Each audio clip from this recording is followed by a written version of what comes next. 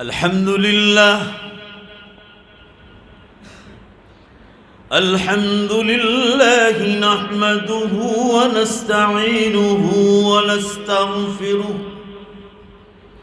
ونؤمن به ونتوكل عليه ونعوذ بالله من شرور أنفسنا ومن سيئات أعمالنا من يهده الله فلا مضل له ومن يضلله فلا هادي له ونشهد أن لا إله إلا الله وحده لا شريك له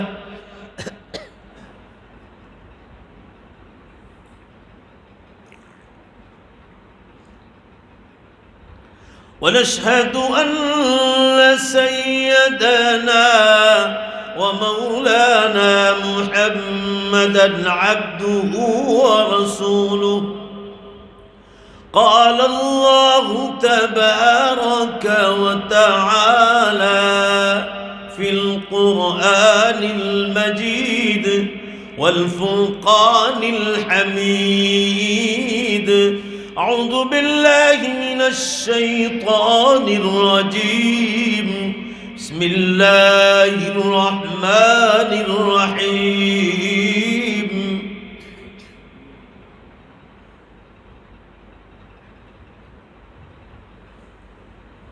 قل إن كنتم في ريب مما نزلنا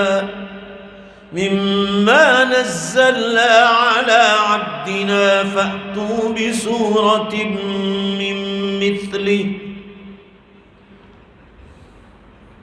وادعوا شهداءكم من دون الله إن كنتم صادقين وقال الله تبارك وتعالى قل لئن اجتمعت الإنس والجن على أن يأتوا بمثل هذا القرآن لا يأتون بمثله ولو كان بعضهم لبعض ظهيرا وقال النبي صلى الله تعالى عليه وسلم في حديثه القدسي قال الله تبارك وتعالى يا محمد منزل عليك كتابا لا يغسله بالماء صدق الله مولانا العظيم وصدق رسوله النبي الأمي الكريم ونحن على ذلك لمن الشاهدين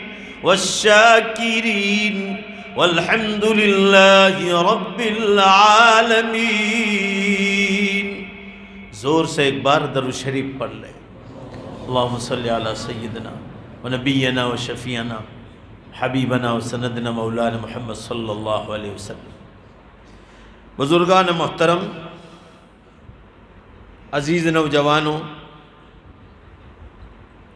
پردے میں بیٹھ کر سننے والی عزیز بہنوں اور ماؤں، آج کی اس مبارک مجلس کا دلہا تو ہمارے حافظ زکریا ہیں، جنہوں نے بھی قرآن پاک کی آخری سورت اور آخری آیت سنائی. یہ مجلس اور یہ مجمع آج ان کے حافظ قرآن ہونے پر منعقد کی گئی. اللہ تعالیٰ شانہ انہیں قرآن کے حروف کے حفظ کے ساتھ اللہ ان کو قرآن سمجھنے کی بھی توفیق عطا فرمائے. ان کو حافظ قرآن کے ساتھ عالم قرآن اور عامل بالقرآن بھی بنائے. بزرگان محترم، آج اس جمعے کی رات میں اب آج ایک بہت بڑا مجمع ضلع سورت قصبہ اولپاڑ کی جامع مسجد میں یہاں جمع ہے۔ اگر آج کی مجلس میں حافظ زکریہ کے دادا حاجی عبدالرشید خان پٹھان صاحب مرحوم رحمۃ اللہ علیہ، آمین کو سب اللہ ان کی قبر کو نور سے بھرے، زور سے آمین کرو، اللہ ان سے راضی ہو جائے۔ اگر وہ فرشتہ صفت انسان اگر آج ہوتے اور اپنے پوتے کو دیکھ کر، حافظ قرآن دیکھ کر وہ اتنے خوش ہوتے کہ آپ نہ پوچھو بات۔ میں اللہ کے اس گھر میں بیٹھ کر کہہ رہا ہوں، اللہ کے اس گھر میں مجھے کہا تھا مرحوم حاجی عبدالرشید خان پٹھان نے کہ میں زندہ رہوں یا نہ رہوں، مولانا میری آخری تمنا ہے یہ بچے آپ کو سونپے ہیں، یہ میرے بچے عالم بن جائیں، یہ میری زندگی کی تمنا ہے۔ آپ سوچو آخری زندگی میں لوگ کیا کیا تمنائیں کرتے ہیں، میرا بچہ مالدار ہو جائے، میرے بچے کے پاس گاڑی ہو جائے، میرے بچے کو فورن کے ویزا مل جائے۔ مگر ایک بوڑھا آدمی زندگی کی آخری ایام گزار رہا ہے، آخری سال گزار رہا ہے، اور اس کو آخرت کی فکر ہے کہ میری آنے والی نسل جو پوتوں کی شکل میں ہے یہ عالم بن جائیں، حافظ بن جائیں، قرآن کے قاری بن جائیں، تاکہ اللہ میری آخرت چمکا دے اور میرے درجات بلند۔ حقیقت میں آج یہ حافظ زکریہ کے والد ہمارے بھائی معاذ کو مبارکباد پیش کرتا ہوں، حافظ زکریہ کی دادی کو بھی، ان کے بھائی بہنوں کو بھی، ان کے تمام رشتہ داروں کو بھی مبارکباد پیش کرتا ہوں کہ ایک چھوٹے سے بچے کے سینے میں جس کی دھاڑی بھی نہیں نکلی ہے ابھی، اللہ نے اس کے سینے میں قرآن کو محفوظ کر لیا۔ اللہ تعالیٰ اس کو تادم حیات اس کے سینے میں محفوظ فرمائے۔ تو یہ حاجی عبدالرشید خان مرحوم کی دعائیں تھیں کہ آج یہ بچہ حافظ بن رہا ہے، اور آپ کے سامنے اس کا بڑا بھائی مولی یحییٰ یعنی قریب عالم بن جائیں گے انشاءاللہ العزیز، بولو زور سے۔ تو یہ سب چیزیں اگر گھر والوں کے لیے، محلے والوں کے لیے، اولپاڑ والوں کے لیے اللہ کی نعمت ہے، تو امت کے لیے بھی اللہ کی بہت بڑی نعمت ہے۔ اللہ تعالیٰ ہمیں ان قرآن کے حافظوں کی، قرآن کے عالموں کی قدردانی کی توفیق نصیب فرمائے۔ بزرگان محترم، میں آپ سے ایک سوال کرتا ہوں کہ آپ کا کوئی چہیتا دوست ہو، کیا آپ کے رشتہ داروں میں آپ کی چہیتی بہن ہو یا خالہ ہو یا ممانی ہو، آپ کے محارم میں سے، چاہے سگا بھائی بہن ہو یا اولاد میں سے کسی کا لیٹر آ جائے آپ کے نام، پوسٹ ہی میں آ جائے، چاہے ڈاک خانے میں آ جائے، آپ کے نام لیٹر آیا ہے اور پیچھے لکھا ہے، کون لکھنے والا ہے، آپ نام پڑھ کر ہی خوش ہو جائیں گے، اور پھر خط پڑھیں گے تو آپ اپنے دل سے پوچھو کہ پڑھنے والا کتنا خوش ہوگا، اور جب وہ لکھنے والے کو کہے گا کہ تیرا خط مل گیا ہے اور میں پورا مضمون پڑھا ہوں، تو وہ کتنا خوش ہوگا۔ تو مسلمانوں ذرا سوچو، یہ قرآن پاک اللہ کا ایک خط مبارک ہے، بے شک بولو جو الامت کے نام ہدایت نامے کے طور پر، بے شک بولو زور سے، اللہ نے بھیجا ہے۔ تو اللہ تعالیٰ کا بندہ جب اس کو پڑھے گا، بے شک بولو زور سے، تو اللہ خوش ہوگا کہ نہیں ہوگا؟ تو اس بچے کے حافظ ہونے پر اللہ خوش نہیں ہوگا؟ قرآن پاک میں ہے کہ دنیا میں اگر کوئی مومن کے پاس سب سے بڑی نعمت ہے تو یہ نعمت ہے کہ اللہ اس مومن بندے اور بندی سے راضی ہو جائے۔ وَرِضْوَانٌ مِّنَ اللَّهِ اکبر، اللہ کی رضامندی کسی بندے اور بندی کے لیے بے شک بولو سب سے بڑی چیز ہے۔ ڈاکٹری کا ڈگری تو غیر مسلموں کے پاس بھی ہے، پورا مجمع زور سے بولو، میں آپ کو حقیقت سمجھا رہا ہوں، بولو غیر مسلم ڈاکٹر ہوتے ہیں کہ نہیں ہوتے، بولو زور سے۔ انجینئر، زور سے بولو، انجینئر غیر مسلم ہوتے ہیں کہ نہیں ہوتے؟ پروفیسر نہیں ہوتے، لیکچرر نہیں ہوتے، ممبر آف پارلیمنٹ نہیں ہوتے، ودھایک نہیں ہوتے، پرائم منسٹر اور پردھان منتری غیر مسلم نہیں ہوتے، سب کچھ ہوتے ہیں۔ مگر مسلمانوں، بے شک بولو قرآن سے بڑھ کر مومن کے پاس بے شک بولو کوئی نعمت نہیں، بولو زور سے بے شک اس سے بڑھ کر کوئی ڈگری نہیں۔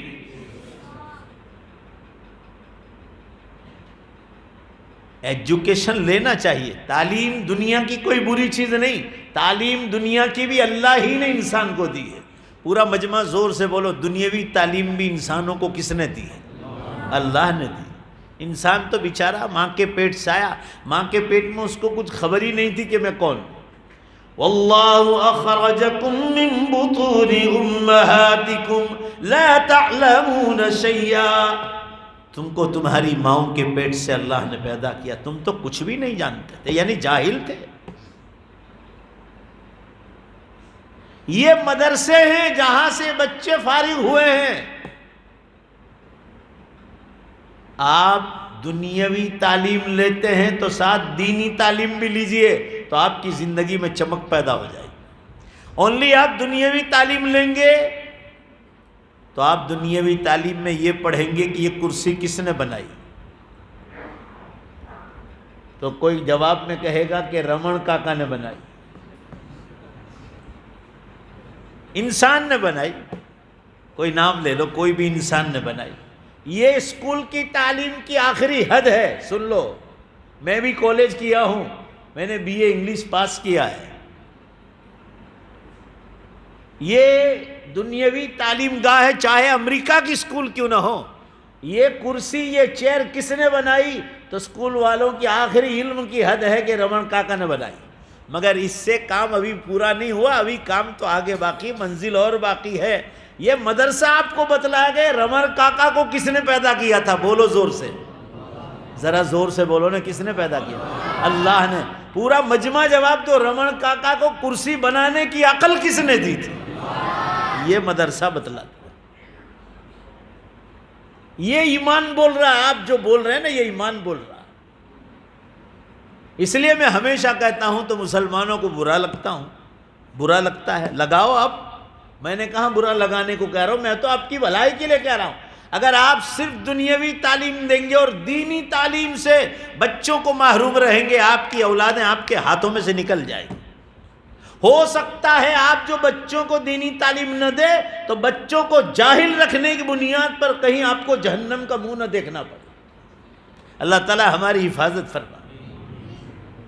دنیاوی تعلیم کے بھی فائدے ہیں اپنی جگہ پر، کوئی انکار نہیں کر رہا ہے۔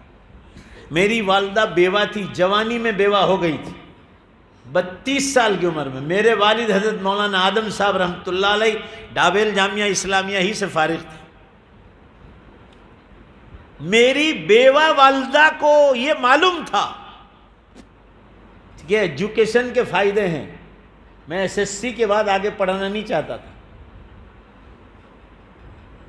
مگر وہ اتنی سخت تھی تعلیم میں کہ نہیں، دین کے ساتھ دنیا پڑھنی پڑے گی۔ یہ دنیا کے علم مجھے بچپن سے ہی سکھایا تھا والدہ نے کہ یہ دنیا کا علم بھی، زور سے بولو، کس نے انسان کو دیا؟ بھائی بولو نے زور سے، اللہ نے۔ تو ایسے مدرسے میں بھیجا، ایس ایس سی کے بعد جہاں بی اے تک کی تعلیم تھی، دارالعلوم فلاح دارین ترکسر۔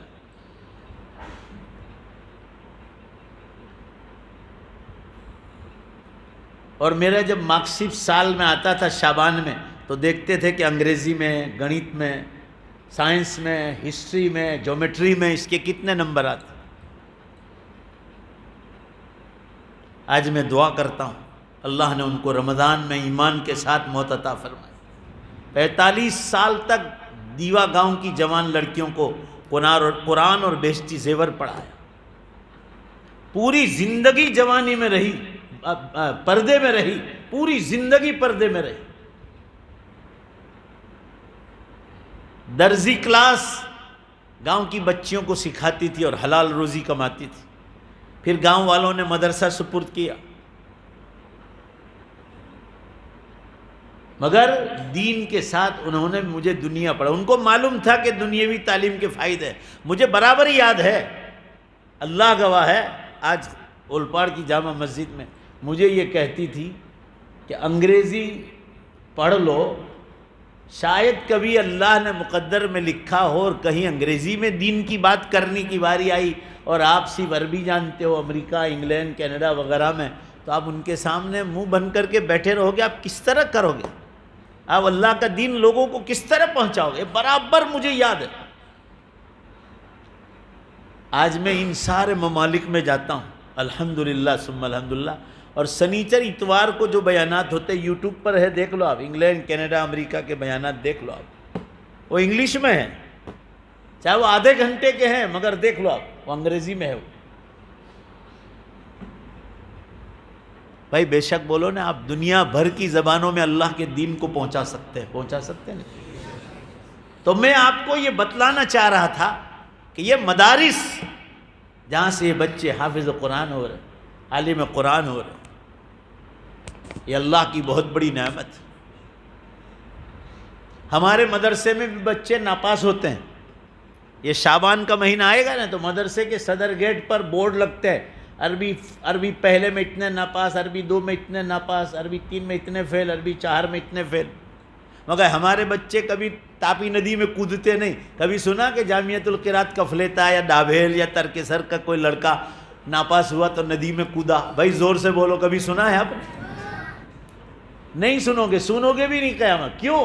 یہ نعمتوں پر شکر بھی سیکھتے ہیں مدرسوں میں، اور زور سے بولو مصیبتوں پر صبر بھی سیکھتے ہیں. یہ مدرسوں میں پڑھایا جاتا ہے. دوسرے سال محنت کر کے اور زیادہ محنت کا، ایک بھی بچہ آپ کو نہیں ملے گا جو سوسائیڈ کرے. ابھی 2-4 دن کے اخبار میں تھا، کوئی غیر مسلم بھائی مندر گیا تھا دور درشن کرنے کے لیے، اس کو بس میں اٹیک آیا، تو بس والے اس کو کوئی جگہ ہاسپٹل لے گئے، کاٹھیاوار کی سائڈ کا، اور تھا وہ انکلیشور کا ہندو بھائی. اس کو اٹیک آیا، ہاسپٹل لے گیا، ہاسپٹل میں اس کا انتقال ہو گیا. وہاں سے خبر آئی آئی ڈی کارڈ دیکھ کر، اس کا بچہ 12ویں کلاس انگلش پڑھ رہا تھا، انگلش میڈیم میں. اب باپ گزر گیا، اس کی خبر سنی تو 4تھے مالے پہ چڑھا اور اوپر سے خودکشی کر لی. یہ میرا باپ نہیں رہا تو میں کیوں رہوں، میں مر جاؤں. ایک مصیبت پر گھر والوں کے لیے دوسری مصیبت لایا. آپ پوچھ لو، پیپر میں روز آتا ہے، SSC کی ایگزام ہوتی ہے تو تاپی ندی پر دیکھ لو آپ، یہ باقاعدہ نیٹ مارتے ہیں. میں نے بھروچ میں تو دیکھی، باقاعدہ بھروچ نرمدا پر نیٹ مارتے، پولیس کھڑی رہتی. یہ کوئی بچہ آتم ہتیا نہ کرے. لڑکے لڑکیاں ناپاس ہوتے تو آتم ہتیا خودکشی کرتے. آپ برا مت لگائے، میں قرآن کی سچائی اور مدرسوں کی دینی تعلیم کی برکت سمجھانا چاہ رہا ہوں. میں کہیں دنیاوی تعلیم کا دشمن نہیں ہوں. میں نے خود نے انگریزی پڑھا ہے باقاعدہ. میں آپ کو یہ سمجھانا چاہ رہا ہوں، آپ دنیا کی قوموں کو بتلا سکو. بے شک بولو کہ دین کی تعلیم دنیاوی تعلیم سے بے شک بولو بہترین چیز ہے. ابھی 15-20 دن پہلے کی بات، یہ بات پوری کر لوں، اس کے بعد میں اپنی اصلی بات پر آتا ہوں. ابھی ایگزام ہوئی چند دنوں پہلے، تو چند مہینے ہوئے ہوں گے، تو اخبار میں آیا تھا، تو پولیس کھڑی تھی وہاں. ایک لڑکی آئی، جوان لڑکی، سننے جیسی بات. جوان لڑکی آئی، پولیس نے کہا کہ ناپاس ہوئی ہے؟ کہا ہاں ناپاس ہوئی. کہا اگر کوئی SSC کا گورنمنٹ کا بچہ ہے، کسی نے SSC میں کوئی فیل ہوا، انہیں آتم ہتیا کی، تو اس کو پکڑ کر ماریں گے اور جیل میں ڈالیں گے. تو وہ لڑکی کہہ رہی کہ گھبراؤ نہیں، میں SSC میں ناپاس نہیں ہوں، 12ویں میں ناپاس ہوئی ہوں. کہ تو تیرے ماتا جی کا نام لے کر کود پر اندر.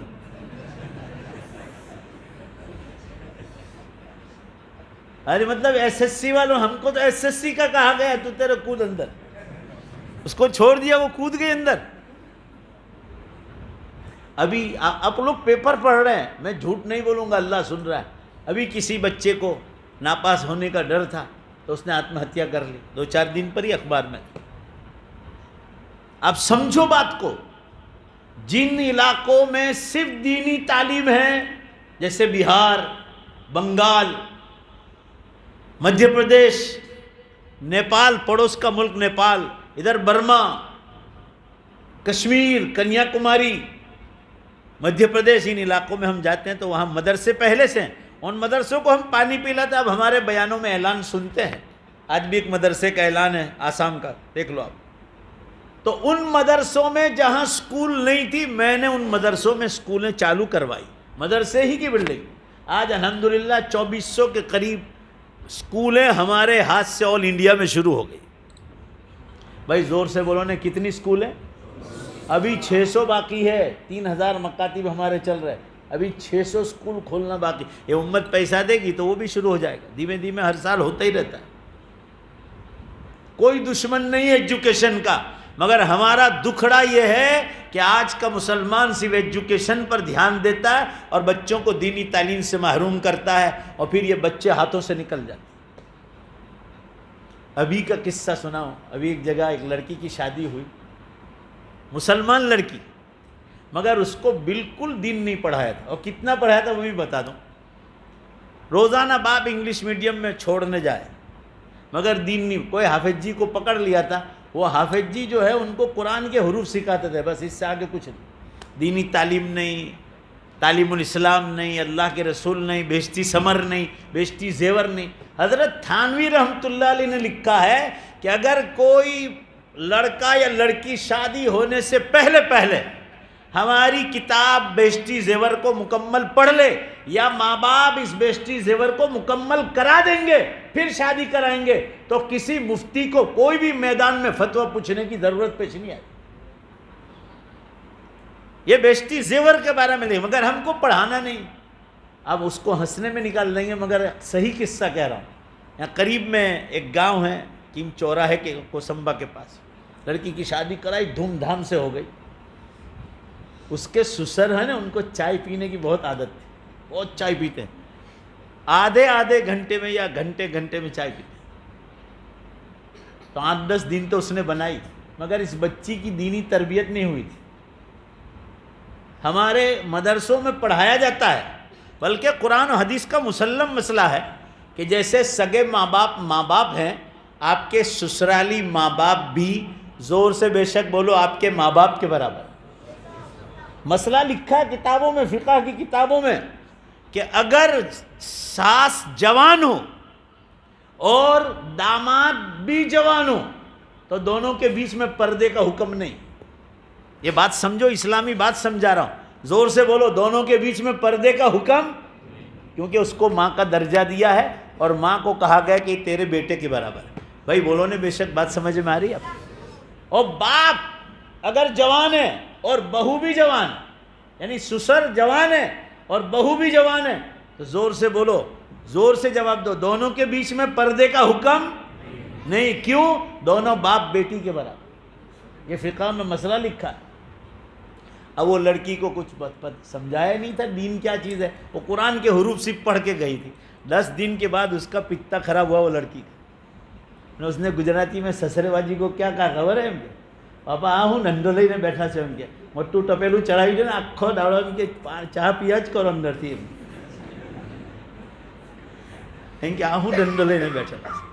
वो કિસ્સા मैंने निपटाया बीच में होगा। वो बुड्ढा इतना गरम हुआ कि ઘરમાંથી કાર હમણાં જ તલાક આપી દે, હમણાં જ કાર અને ઘરમાંથી એમ કે શું સમજે છે મને એમ કે ટપેલું ચડાવવાનું વાત કરે। یہ کیوں ہوا معلوم ہے آپ کو؟ آپ ہنسنے میں نہ نکال، یہ دین نہیں پڑھایا کہ یہ باپ کے برابر ہے۔ ارے 100 مرتبہ بھی چائے بنانے کو کہے تو نیکی سمجھو، یہ تیرے باپ کے برابر۔ پھر میں نے سمجھایا، واپس بھیجا اس کو۔ ابھی جو ہے 2 بچے ہیں ماشاءاللہ۔ ایک بچے کے بعد طلاق کی بات آ گئی۔ بڑے میاں کے پاس اتنے بڑے طبیلوں کا مالک ہے، وہ 400-500 جانور جو دادا گیری کرتا تھا۔ ارے مول صاحب ہوئے بنے نئے ہوئے کئی کام نہ لاتا نہ کہتا۔ یہ کیوں ہو رہا ہے؟ آپ سمجھو بات کو، آپ ہنسنے میں نہ نکالو۔ یہ ہماری بچیاں جو ایمان چھوڑ رہی ہے کالج سے، یونیورسٹیوں سے، اور صرف کالج یونیورسٹیوں سے نہیں، وہ لڑکیاں جو جاب کرنے جاتی شہروں میں، دکانوں پر، مالوں پر، فیکٹریوں میں، وہاں بھی بہت بڑا نقصان ہوا ہے۔ یہ اس لیے کہ آپ نے دین نہیں پڑھا ہے۔ آج سے 40 سال پہلے بھی ایک آدھ دو قصے ہوئے ہیں، مگر سنو، جب انسان ساتھ پڑھے گا کالج میں، یونیورسٹیوں میں یا بازاروں میں ساتھ کام کریں گے تو شیطان بہکائے گا۔ بھائی زور سے ذرا بولو نا، بہکائے گا کہ نہیں بہکائے گا؟ مگر پہلے کیا ہوتا تھا معلوم ہے؟ ان بچیوں کا ایمان مضبوط کرایا تھا ماں باپ نے۔ پہلے کے ماں باپ مکتب لازم بچوں کو پڑھاتے تھے، مار مار کے پڑھاتے تھے، اور آج کے ماں باپ کچھ نہیں، کوئی حافظ جی کو ڈھونڈتے سائٹ پہ مل جائے تو 15-20 منٹ آدھا گھنٹہ قرآن پڑھاتے تھے، بات ختم ہو گئی، سند مل گئی۔ وہ بچیاں وہ غیر مسلم لڑکوں کو کہتی تھی کہ تم کلمہ پڑھو تو میں تیار ہوں تمہارے ساتھ، تو وہ ایمان لانے کا، دوسروں کو ایمان میں داخل کرنے کا بے شک بولو ذریعہ بنی تھی، اور آج ایمان چھوڑنے کا ذریعہ بن رہے۔ یعنی آپ یہ سمجھو ایک فیشن سمجھ رکھی۔ کل مہاراشٹر سانگلی شہر سے فون آیا تھا، تو کہہ رہے تھے کہ اتنی بلا ہے یہاں کالج یونیورسٹیوں میں۔ کیا میں نے کہا یہاں بلا نہیں، ساری دنیا میں یہی بلا ہے۔ بھروچ شہر میں 21 دن میں 13 لڑکیاں گئی، ایمان میں سے ہاتھ دھویا، اخباروں میں آیا، اخباروں میں نام کے ساتھ۔ یہ میں دنیا کے ساتھ دین کی تاکید کر رہا ہوں۔ یہ جتنے جوان بیٹھے ہیں، آپ کو اللہ بیٹوں کے ساتھ بیٹیاں بھی دے گا، کہیں ایسا نہ ہو کہ جنت کے بجائے یہ جہنم میں ڈال دے آپ۔ حالانکہ بیٹوں سے زیادہ فضیلت بیٹیوں کی ہے۔ صحیح مسلم کی حدیث میں ہے، جو معراج کی لمبی حدیث آئی، آپ صلی اللہ علیہ وسلم معراج شریف میں تشریف لے جا رہے ہیں، ایک جگہ پر فرشتوں کو دیکھا، دو سفید لباس میں کھڑے ہیں، دو مرد اور عورت کھڑے ہیں اور دو لڑکیاں کھڑی ہیں، آپس میں مناظرہ چل رہا ہے، دلیل بازی ہو رہی ہے۔ حضرت جبریل علیہ السلام اور میکائیل علیہ السلام ساتھ تھے، تو آپ صلی اللہ علیہ وسلم نے پوچھا یہ جو میں منظر دیکھ رہا ہوں سفید لباس میں کون ہے؟ کہا یہ اللہ کے فرشتے ہیں۔ یہ دو مرد عورت کون ہے؟ کہا یہ ماں باپ ہے۔ یہ بچیاں کون ہے؟ کہا ان کی بیٹیاں ہیں۔ کہا کیا ہو کیا رہا ہے؟ معراج شریف میں جا رہے ہیں آپ صلی اللہ علیہ وسلم۔ فرمایا اللہ کے رسول، یہ ماں باپ پر جہنم واجب ہو گئی ہے، مگر ان ماں باپ نے ان بچیوں کو وَعَلَّمَهُنَّ وَأَدَّبَهُنَّ، ان کو دین سکھلایا تھا اور ان کو ادب اور سیرت سکھلائی تھی۔ آج وہ دلیل بازی میں فرشتوں کے سامنے جیت گئی، اور اللہ نے حکم دے دیا کہ بچیاں اپنے ماں باپ کو جنت میں اپنے ساتھ لے جائیں۔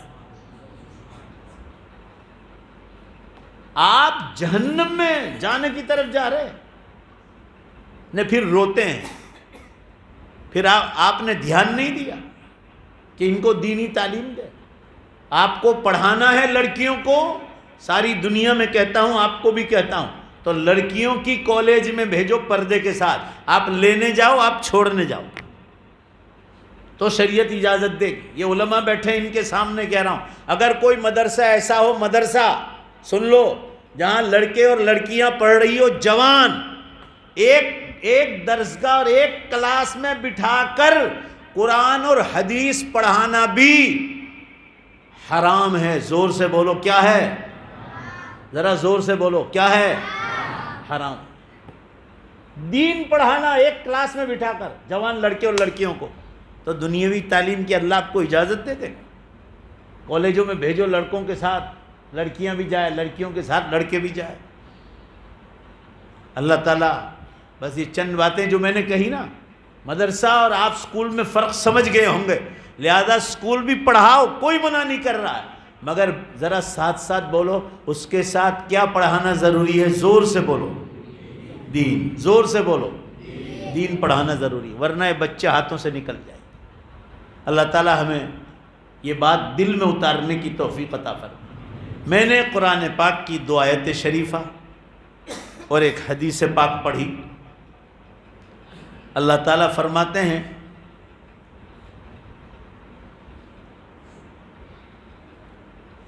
کہ ساری دنیا کے جنات اور ساری دنیا کے انسان مل جائیں، جو قبروں میں چلے گئے وہ بھی، جو بھی زندہ ہے وہ بھی، جو قیامت تک آئیں گے وہ بھی، تمام ایک جگہ جمع ہو جائیں اور قرآن جیسی کوئی کتاب تیار کرنا چاہیں۔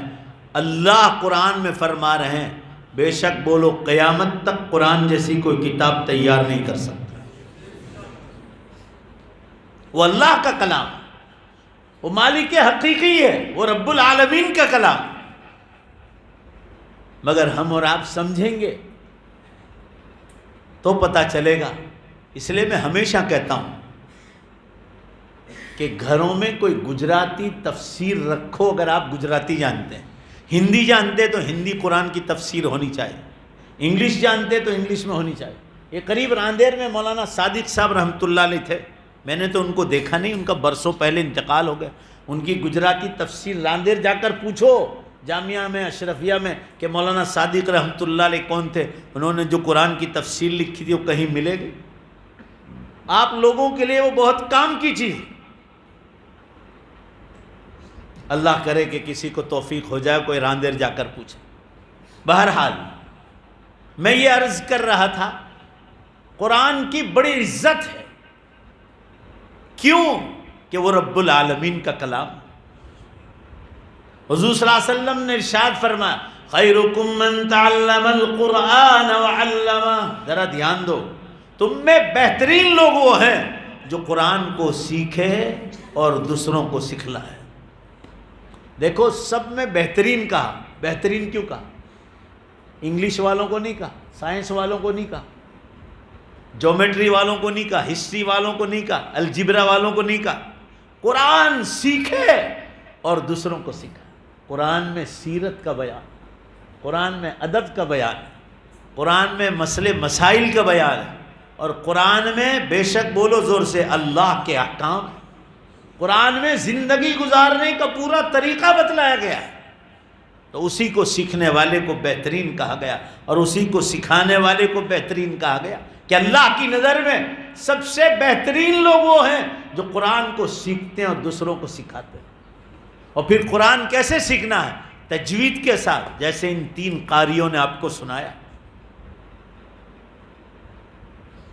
الف کہاں سے نکلتا ہے؟ حمزہ، عین، غین، فا، خا،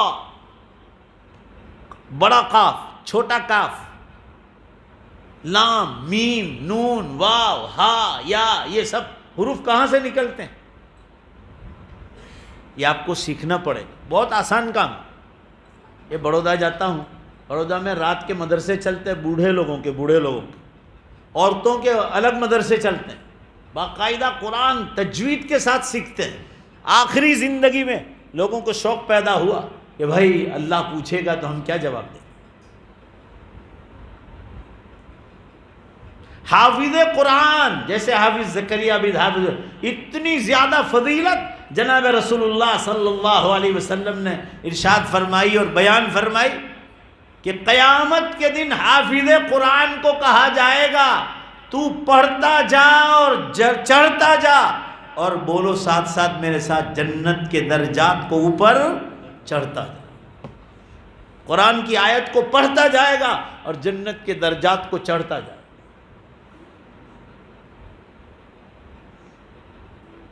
اس لیے حدیث میں ہے کہ ایک ایک حافظ قرآن 10 گھر کے افراد کو جن پر جہنم واجب ہو گئی ہوگی، اس حافظ قرآن کے ذریعے اللہ ان کی قیامت کے دن بخشش کرے.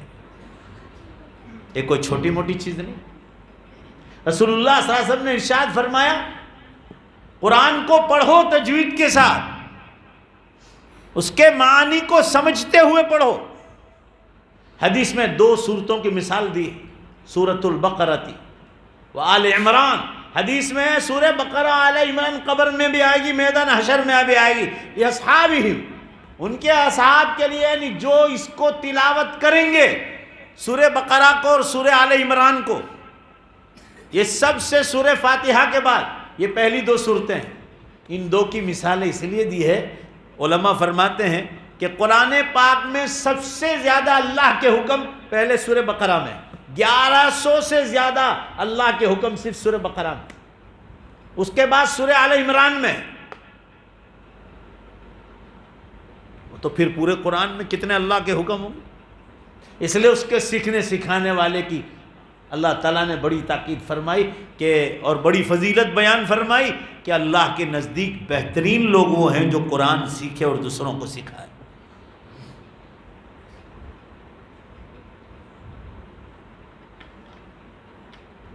مگر آج ہم کو قرآن سے وہ محبت نہیں جتنا ہم کو ایجوکیشن سے محبت، بلکہ قرآن سن لو آپ کو ناراضگی ہوگی۔ قرآن میں کہا گیا ہے کہ دنیاوی معاملات میں بھی کامیاب ہونا ہے تو دین اختیار کرو تو اللہ آپ کو دنیا میں بھی کامیاب کرے۔ قرآن پاک میں اللہ نے ارشاد فرمایا ان تنصروا اللہ ینصرکم، تم اللہ کے دین کی مدد کرو گے، ذرا زور سے بے شک بولو نا، تو اللہ تمہیں ہر میدان میں مدد کرے، یہ شرط ہے۔ آج انگلش میں بہت بار ایجوکیشن کی میٹنگوں میں جاتا ہوں، ابھی میں ناپا جا کر آیا، سردار ولبھ ودیالیہ جو آنند کی ہمارے گجرات کی سب سے بڑی یونیورسٹی سمجھی جاتی، وہاں کے بڑے بڑے پروفیسر حضرات ناپا آئے تھے، وہاں سے 10 کلومیٹر ہے، وہاں ناپا میں بھی 2-4 اسکولیں ہیں، اس میں SSC میں جتنے بچے حافظ قرآن ہوئے سب SSC پاس ہوئے، تو اس پر ایک پروگرام رکھا تھا، اس میں سب غیر مسلم حضرات پروفیسر حضرات بھی آئے تھے، ولبھ ودیالیہ یونیورسٹی سے۔ میں دیکھ رہا ہوں کہ سب رو رہے ہیں، اپنے پروچن میں سب رو رہے ہیں، رونا یعنی آنکھوں سے رونا نہیں، ایجوکیشن کا رونا رو رہے تھے کہ آج ہم لوگ سب ایجوکیشن میں پیچھے ہیں۔ میں نے کہا جب تک اپنے مالک کو راضی نہیں کرو گے ایجوکیشن میں بھی کبھی کامیاب نہیں ہوگا۔ ان تنصروا اللہ، بھائی زور سے بولو، ینصرکم، تم اللہ کے دین کی مدد کرو گے، بے شک بولو تو اللہ تمہیں ہر میدان میں مدد کرے۔ مار یہاں کھا رہے، جس نے پیدا کیا ہے اس کو سائیڈ پر رکھ کر لوگ آگے بڑھنا چاہتے ہیں، دنیا کا معاملہ ہو کہ دین کا معاملہ ہو، جب تک میں اور آپ اللہ کو راضی نہیں کریں گے کبھی کامیاب نہیں ہوں۔ قرآن پاک میں حضرت یوسف علیہ السلام کا ذکر ہے، پوری سورہ یوسف پڑھ جاؤ۔ آج یہاں کے نوجوانوں نے میں جب آیا نا تو مجھے یہ کہا کہ آج پورا بیان سورہ یوسف پر کر لو۔ میں نے کہا بھائی پورا بیان تو سورہ یوسف پر کیسے ہوگا، تو بچہ حافظ قرآن ہوا ہے تو قرآن کی مجلس چل رہی ہے۔ میں نے کہا ٹھیک ہے، اگر اس سے مناسبت کوئی چیز آ گئی تو کہہ دیں گے۔ حضرت یوسف علیہ نبینا علیہ السلام پر دنیاوی معاملات میں بھی بڑے بڑے امتحانات آئے۔ حضرت یوسف علیہ السلام کی 2 والدہ تھی، پہلی والدہ سے 11 بھائی تھے، اس کے انتقال کے بعد آپ نے اللہ کا حکم ہوا کہ آپ اس کی ایک بہن ہے اسی سے شادی کر لو۔ ان کے والد حضرت یعقوب علیہ السلام کی بات کر رہا ہوں۔ حضرت یوسف علیہ السلام کے والد حضرت یعقوب علیہ السلام کی پہلی بیوی کا انتقال ہوا 11 لڑکوں کے بعد، دوسری شادی مرحومہ کی بہن سے ہوئی تو اللہ نے 2 بیٹے عطا فرمائے، یوسف اور بنیامین۔ یوسف علیہ السلام بہت خوبصورت،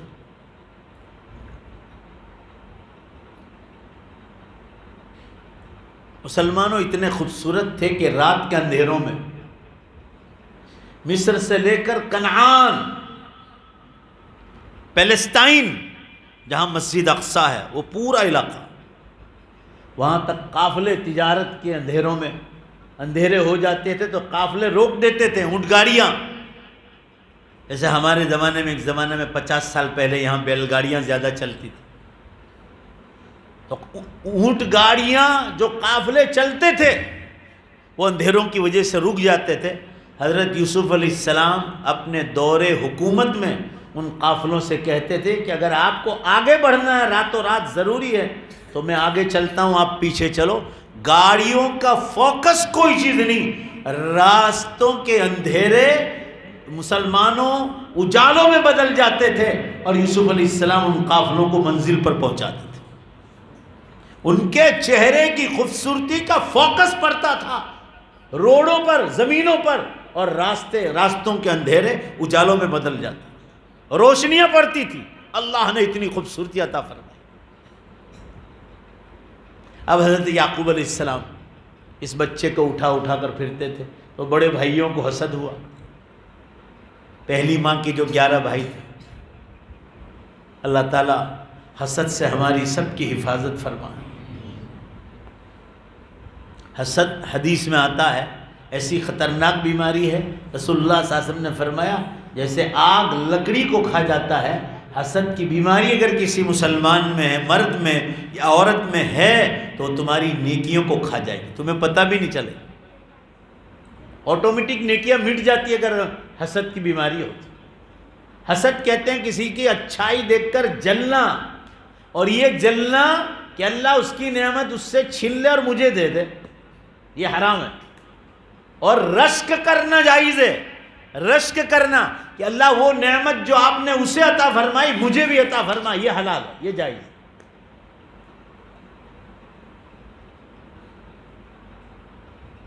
میرے عرض کرنے کا منشا یہ ہے کہ بھائیوں نے حسد کیا، والد یعقوب علیہ السلام سے کہا ہم دوڑ لگانے جاتے ہیں، آج ہمیں ہمارے ساتھ چھوٹے بھیا حضرت یوسف کو بھی ہمارے ساتھ اجازت دے دو۔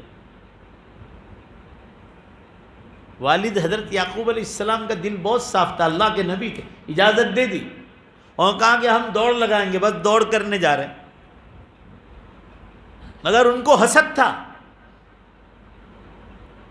اور کنعان کے کنویں میں ڈال کر حضرت یوسف علیہ السلام کو ڈال دیا۔ دیکھو امتحان آیا،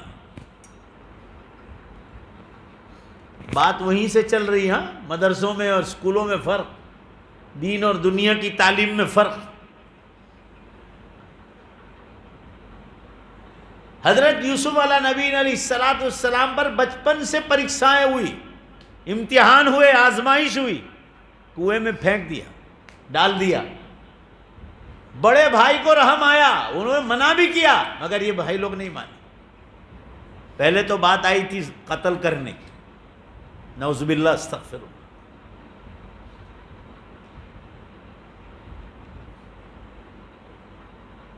مگر کنویں میں ڈال دیا۔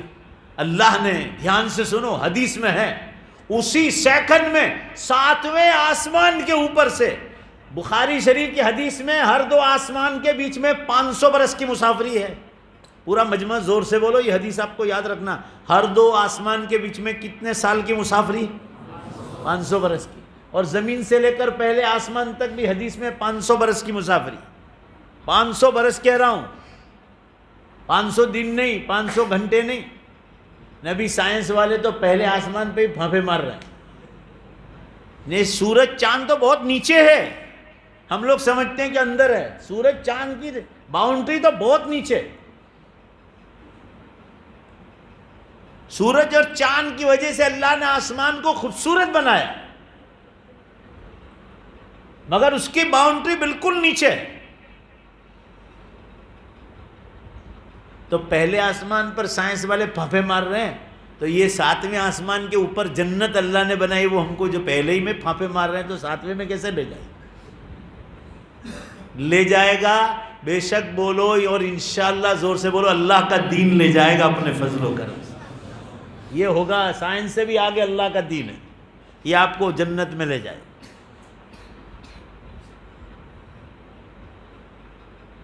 جبریل علیہ السلام کو 7ویں آسمان کے اوپر سے کہا، جبریل اڑ کے جاؤ نیچے، جلدی سے دوڑو، اڑو۔ فرشتوں کے پر ہوتے ہیں، کما یلیق بشانی، جیسے بھی اللہ نے ان کو پر دیے۔ قرآن پاک میں ہے، کسی فرشتے کو 2 پر دیے، کسی کو 3 دیے، اور جبریل علیہ السلام کو بخاری کی حدیث میں 600 پر عطا فرمایا اللہ نے۔ بھائی زور سے بولو، کتنے؟ 600 پر دیے۔ ملاقات عنقریب ہوگی اب حضرت جبریل علیہ السلام سے، انشاءاللہ بولو نا۔ کیوں انشاءاللہ؟ اس لیے کہ قیامت بہت قریب ہے۔ ابھی کوئی پاکستان کے مولانا کا بیان آیا ہے، میں تو 40-50 برس کا اندازہ بتا رہا ہوں، وہ تو کہہ رہے 15 برس میں سب صاف ہونے والا ہے، 15 ہی برس میں۔ اب وہ مول صاحب کو گالیاں دئیو آپ،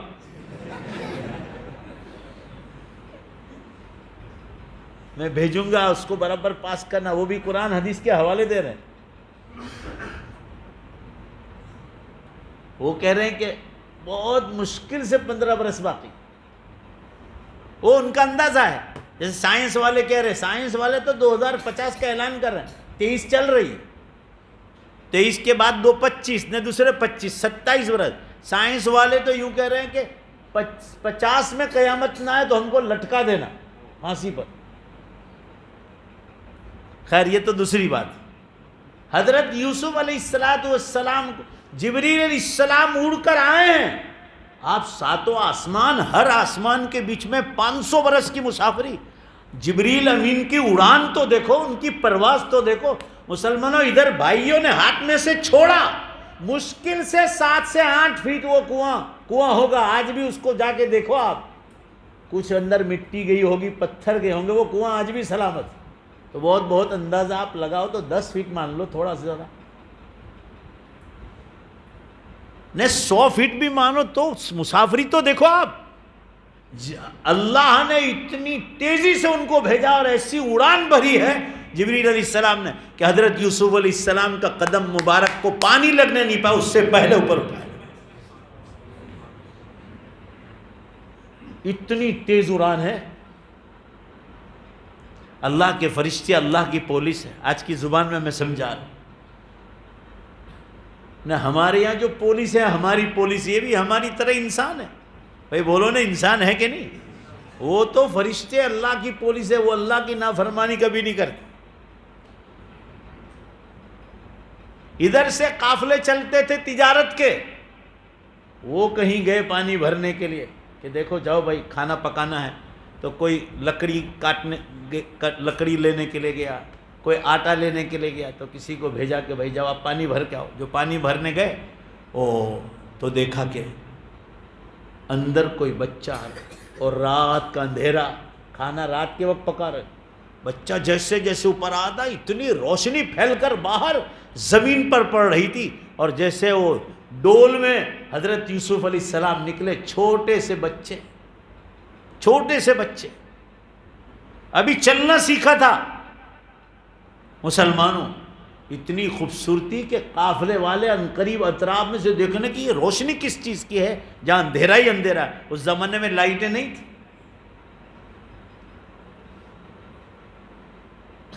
بھائیوں نے تو ڈال دیا کنویں میں، قافلے والوں نے پانی کی تلاش میں گئے، ان کی ڈول میں بچہ نکلا۔ اب انہوں نے بیچنے کا اعلان کیا کہ اتنا خوبصورت بچہ، من یشتری ھذا الغلام، اس بچے کو کون خریدے گا، اعلان ہو رہا ہے۔ وہ بھائی جنہوں نے کنویں میں ڈالا تھا نا، ان کو پتہ چل گیا،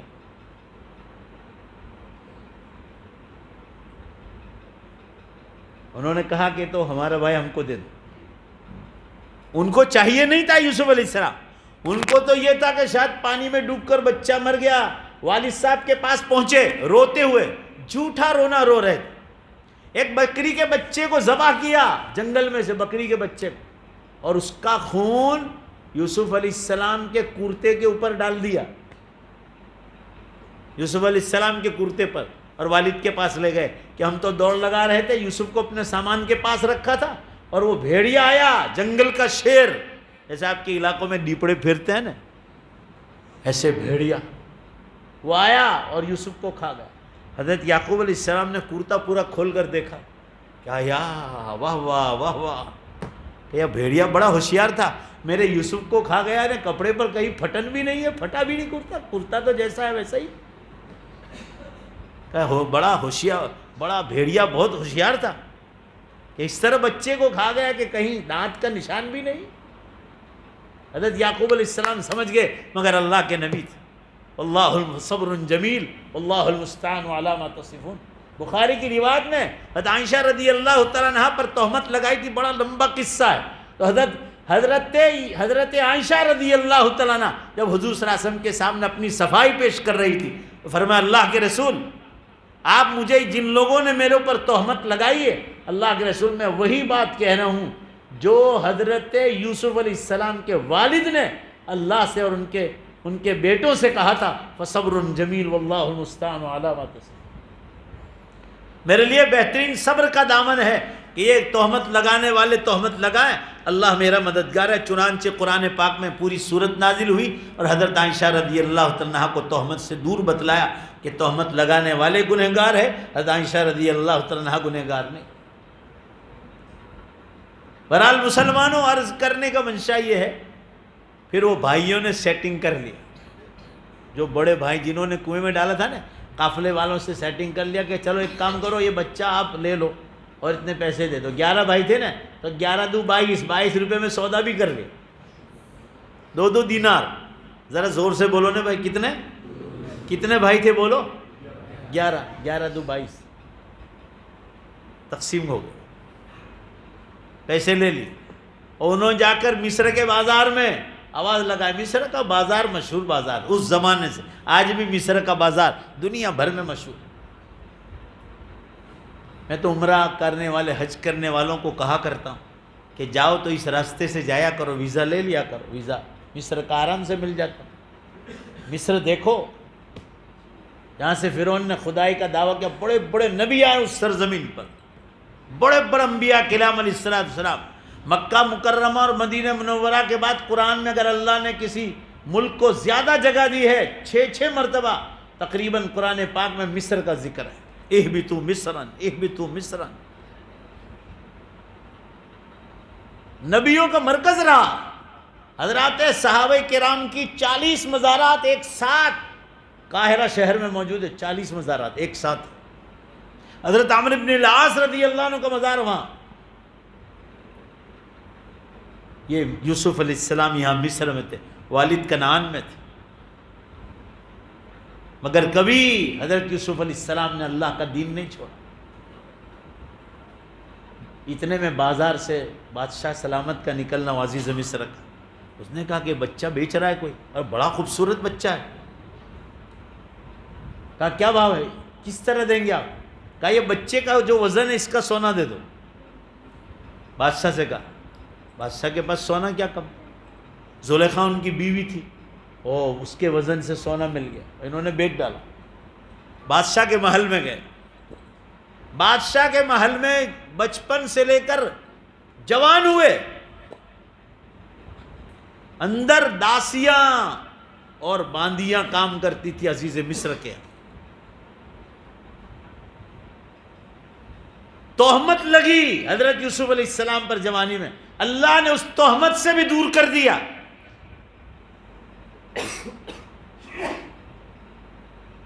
جس زلیخا نے بڑا کیا تھا, جب یہ بالغ ہو گئے تو انہی پر تہمت ڈالی. حالانکہ گنہگار زلیخا تھی, اور گواہی دی جو اس محل کا بڑا آدمی تھا, جو جج کی حیثیت سے ثابت ہوا. اس نے گواہی دی کہ کرتا آگے سے پھٹا ہے کہ کرتا پیچھے سے پھٹا ہے. یہ دیکھو, کوئی بچے کی گواہی نہیں تھی. بعض تفسیروں میں بچے کا لکھا ہے, مگر وہ کوئی تحقیقی بات نہیں. میں نے جلالین شریف کی شرح لکھی ہے, تصحیح القلمین علی تفسیر الجلالین. اس میں تحقیق کے ساتھ یہ لکھا ہے کہ جو دلیل دی ہے وہ کوئی بچے نے نہیں دی ہے. اللہ تعالیٰ تو بچے کو ماں کے پیٹ میں بھی بے شک بولو زور سے بلوانے کی طاقت رکھتا ہے, مگر یہاں بچے کی بول نہیں, وہ تو کوئی دلیل دینے والا عقل مند ہوتا ہے, کوئی بالغ مرد تھا.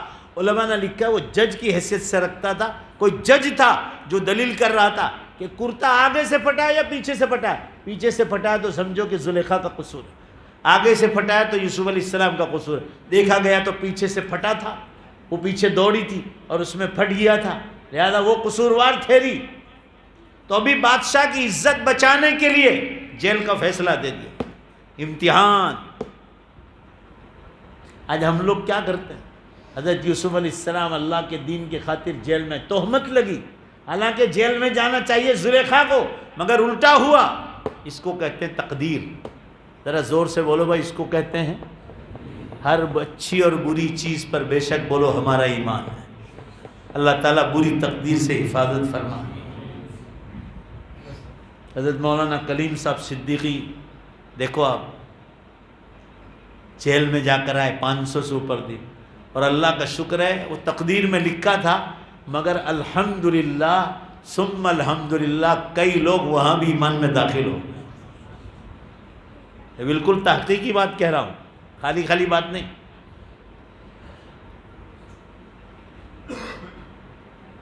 یوسف علیہ السلام جیل میں گئے, وہاں بھی اللہ کا دین نہیں چھوڑا. جو غیر مسلم اندر تھے ان کو ایمان کی دعوت دے رہے. ارباب متفرقون خیر ام اللہ الواحد القہار. ان سے کہا کہ تم الگ الگ خداؤں کی عبادت کرتے ہو، پونجا پاٹ کرتے ہو، تو بہت سارے خدا اچھے ہیں یا ایک اللہ جو ساری کائنات کا مالک ہے، قہار ہے، واحد ہے، اکیلا ہے، تنہا ہے اور زبردست. چنانچہ حضرت یوسف علیہ السلام کے ہاتھ پر بھی لوگ جیل میں ایمان لائے. ان میں 2 قیدی آئے تھے،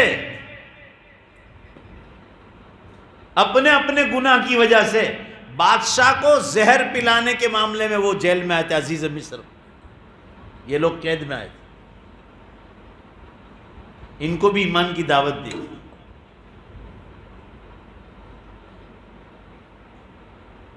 حضرت یوسف، ان میں سے ایک آدمی نے خواب دیکھا تھا، تو وہ خواب کی تعبیر حضرت یوسف علیہ السلام نے بتلائے ان کو، اور ان میں سے ایک کو کہا کہ تو قید سے چھوٹ جائے گا.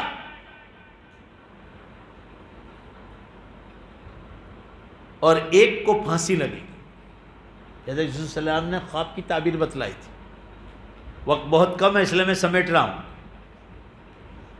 ایک کو کہا کہ تو چھوٹ جائے گا، اور دوسرے کو کہا بھائی زور سے بولو تجھے کیا لگ جائے گی؟ پھانسی لگ جائے گی. چنانچہ اس کو پھانسی لگی.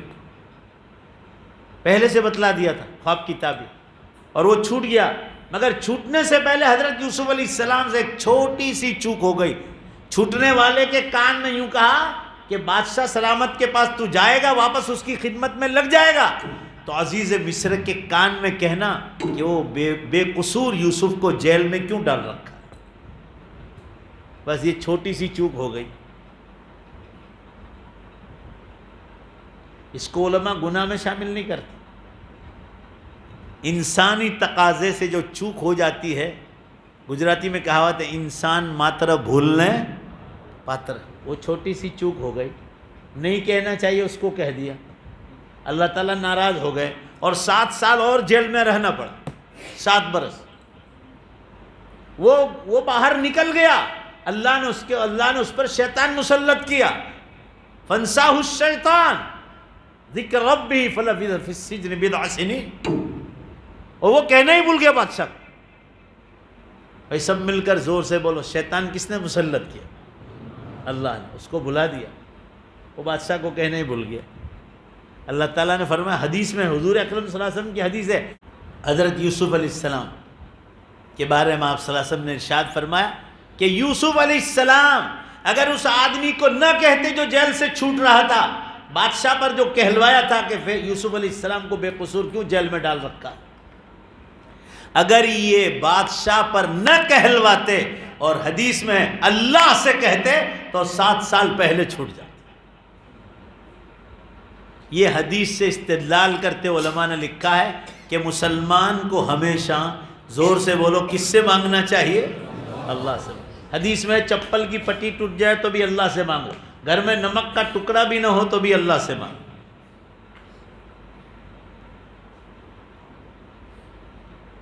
اور کسی سے مانگنے کی ضرورت پڑے کبھی اللہ نہ کرے، اللہ نہ کرے، اللہ نہ کرے تو قرض لے آدمی، مگر دینے کی نیت رکھے. اچھے دیندار پھنسے ہوئے کسی کے پاس سے پیسے لے جائے، اسی دن قسم پہلے سے ہی کھا لیتے ہیں کہ قیامت تک دینے کا ہی نہیں اس کو. پھر قیامت کے دن جواب کون دے گا؟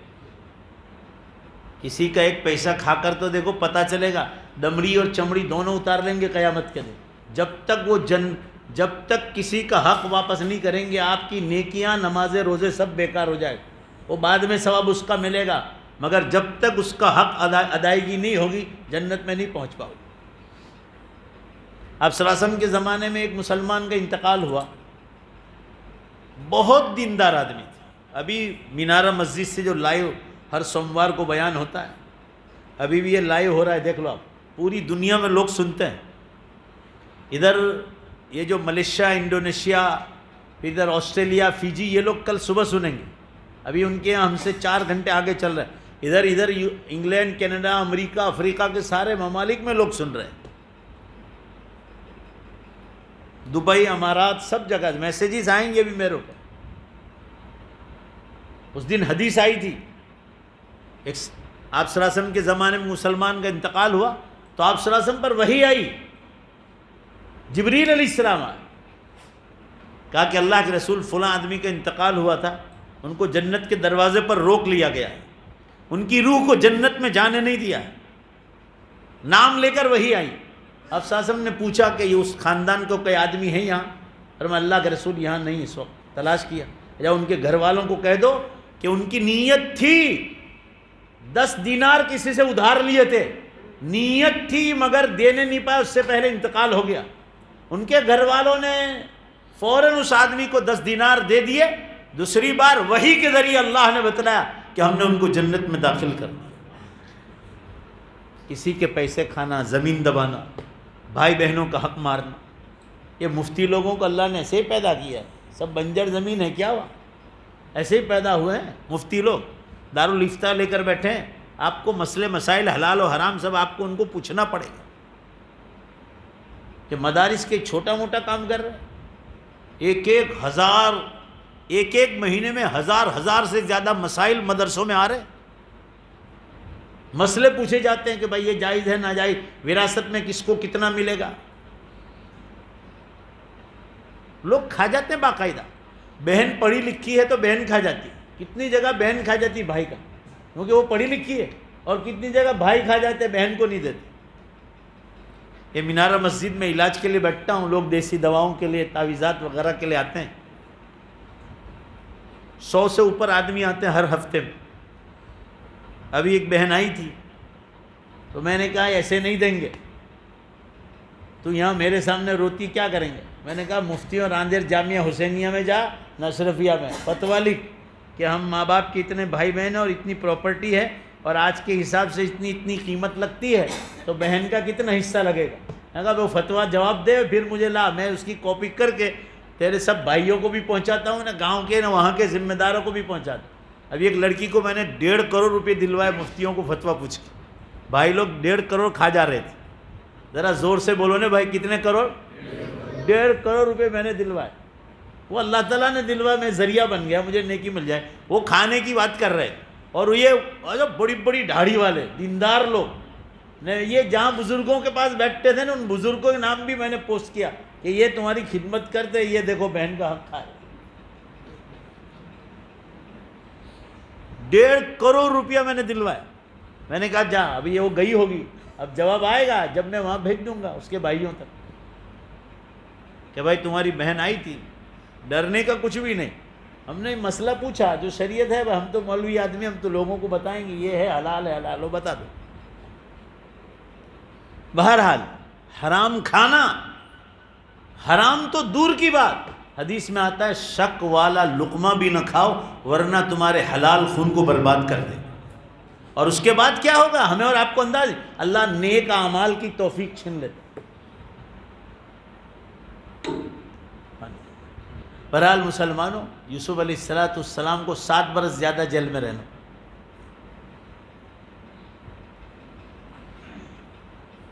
بادشاہ بھول گئے کہ یوسف علیہ السلام کو ہم نے بے قصور جیل میں ڈالا۔ اب خود بادشاہ نے خواب دیکھا، 7 گائیں دبلی پتلی نے 7 گائیں موٹی تازی جو وہ دوسری گایوں کو کھا رہی، اور بالین دیکھی، بالین ہمارے یہاں کہتے ہیں کنٹھی، جس میں گیہوں کے دانے اور جوار اور باجرے کے دانے ہوتے ہیں، اس کو اردو میں بالی کہتے ہیں۔ بھائی گجراتی میں کیا کہتے ہیں؟ کنٹھی بولتے ہیں نا، ہاں وہ دیکھی خواب میں۔ بادشاہ نے سوچا کہ یار یہ عجیب خواب دیکھا ہم نے، یہ گایوں کا، بالین کا۔ اس نے اپنے وزیروں سے مشورہ کیا، وہ وزیروں میں ایک وہ بیٹھا تھا جو جیل سے چھوٹ کر گیا تھا، اور حضرت یوسف علیہ السلام نے اس کی خواب کی تعبیر بتلائی تھی کہ تو چھوٹ جائے گا، دلیل کے ذریعے جج تجھے چھوڑ دے گا، مگر تو جب چھوٹ کر جائے تو بادشاہ کے کان میں کہنا کہ یوسف علیہ السلام کو بے قصور کیوں جیل میں ڈال رکھا ہے۔ وہ بھی اس مجلس میں بادشاہ کا خواب بیان کر رہا تھا، زور سے بولو بھائی، وہ بھی اس مجلس میں بیٹھا ہوا تھا۔ اس کو یاد آیا کہ خواب کی تعبیر تو یوسف علیہ السلام جو جیل میں وہی بتلا سکتا۔ ابھی بھی مصیبت پر مصیبت آئی، جیل بڑھتی جا رہی، مگر اللہ کے دین کو نہیں چھوڑا۔ آج ہم لوگ ایجوکیشن میں کامیاب ہونا چاہتے ہیں اللہ کے دین کو چھوڑ کر. جمعہ نماز پڑھتے، عید کی نمازیں، سمجھتے ہیں کہ سب سے بڑا ڈاکٹر میں ہی بن جاؤں. کبھی کبھی بن بھی گئے نا تو سمجھ لو ڈھیل چھوڑی، اللہ نے رسی کو ڈھیل دیا. جب تک دنیا کے ساتھ دین نہیں ہوگا آپ کی زندگی میں کبھی سکون نہیں آئے گا. پیسے تو بزنس سے بھی ملتے ہیں، کھیتی باڑی سے بھی ملتے ہیں، تعلیم ہونی چاہیے، تعلیم کا کوئی انکار نہیں کر رہا، مگر آپ اللہ کا دین چھوڑ کر بات کر رہے، اس کا دکھڑا آیا ہمیں، اور کوئی چیز نہیں. امت کو اس لیے مار پڑ رہی. عراق دیکھو، ایران دیکھو، سعودی عرب دیکھو، کہیں بھی جا کر دیکھو، امت کے حالات جو خراب ہے نا، سب نے دین چھوڑا ہے. مگر کوئی دنیا کے ساتھ دین کی باتیں نہیں کرتا. میں تو ایسی تقریر کرتا ہی نہیں ہوں کہ کوئی تعریف کرے. ابھی میں خالی ایجوکیشن کی تعریف کروں، آپ میں سب واہ واہ کریں گے کہ مولانا ایجوکیشن کی تعریف کر. ایجوکیشن کی تعریف کرتا ہوں، مگر اس کے ساتھ ساتھ زور سے دوبارہ بولو، کیا ضروری ہے؟ دین ضروری ہے. نہیں تو اللہ کے یہاں کیا جواب دو؟ اب تو قیامت بہت قریب آ گئی. حضرت یوسف علیہ نبینا علیہ السلام کو بادشاہ کو یاد آیا تو قاصد کو بھیجا کہ جا تو جاؤ میرے خواب کی تعبیر پوچھ. حضرت یوسف علیہ السلام نے خواب کی تعبیر بتائی کہ 7 جو گائیں موٹی تازی اور گائے دبلی پتلی دیکھی، اور وہ بالین اور کنٹھیاں دیکھی سوکھی اور تازی. اس کا مطلب یہ کہ تمہاری حکومت میں 7 برس بہت بارش ہوگی اور بہت غلہ اور اناج پکے گا اور ملک خوشحال ہو جائے گا، سب کو غلہ اناج تقسیم ملے گا. اور 7 برس کے بعد خشک سالی آئے گی، دشکال پڑے گا، دکال پڑے گا، اور ایک قطرہ بارش نہیں ہوگا. تو جو غلہ زیادہ پکے گا اس کو 7 سال تک سنبھالنا، ورنہ لوگ بھوکے مر جائیں. حضرت یوسف علیہ السلام نے خواب کی تعبیر بتلائی. کنٹھیوں کی تعبیر بھی وہی تھی. بادشاہ کو لائٹ ہے، او ہو بلا قصور کہ ہم نے یوسف علیہ السلام کو جیل میں ڈالا. جیل سے چھوٹ کر آئے، بادشاہ سلامت نے کہا کہ چھوڑ دو ان کو. یوسف علیہ السلام نے فرمایا جب تک پورے ملک میں اعلان نہ کرو گے کہ تمہاری بیوی زلیخا کا قصور تھا، یوسف علیہ السلام کا کوئی قصور نہیں، وہاں تک باہر نہیں نکلوں گا. چنانچہ ایسا اعلان ہوا. اس کے بعد حضرت یوسف علیہ السلام باہر آئے جیل سے، اور اب جو ہے بادشاہ نے خزانچی کے عہدے پر بٹھا دیا، منی پاور ان کے ہاتھ میں دے دیا. منی پاور، پیسوں کا پاور، خزانچی جسے کہا جاتا ہے، بیت المال ان کے ہاتھ میں دے دیا. یوسف علیہ السلام کو نائب وزیر پردھان کا عہدہ دے رہے تھے تو منع کیا کہ مجھے وزیر اعظم کا عہدہ نہیں چاہیے، مجھے یہ عہدہ دو، میں اس سے اللہ کے مال کی حفاظت کروں گا، یہ قوم کا امت کی امانت، اور مجھے دل میں اللہ کا ڈر ہے. چنانچہ وہ کیا. اس کے بعد عزیز مصر کا انتقال ہو جاتا ہے تو حضرت یوسف علیہ السلام کو بننا پڑا اللہ کے حکم پر وزیر اعظم، پردھان منتری. عزیز مصر کا انتقال ہو گیا، اور جس عورت نے تہمت لگائی تھی اب اللہ کا حکم آیا کہ زلیخا سے آپ نکاح کرو. وہی زلیخا جو تہمت لگا رہی تھی. چند سالوں کے بعد، 7 برس ہوئے ہوں گے زیادہ، اس کے بعد عزیز مصر کا انتقال ہو جاتا ہے اور اللہ کا حکم آیا کہ آپ ان سے نکاح کرو. چنانچہ نکاح ہو گیا.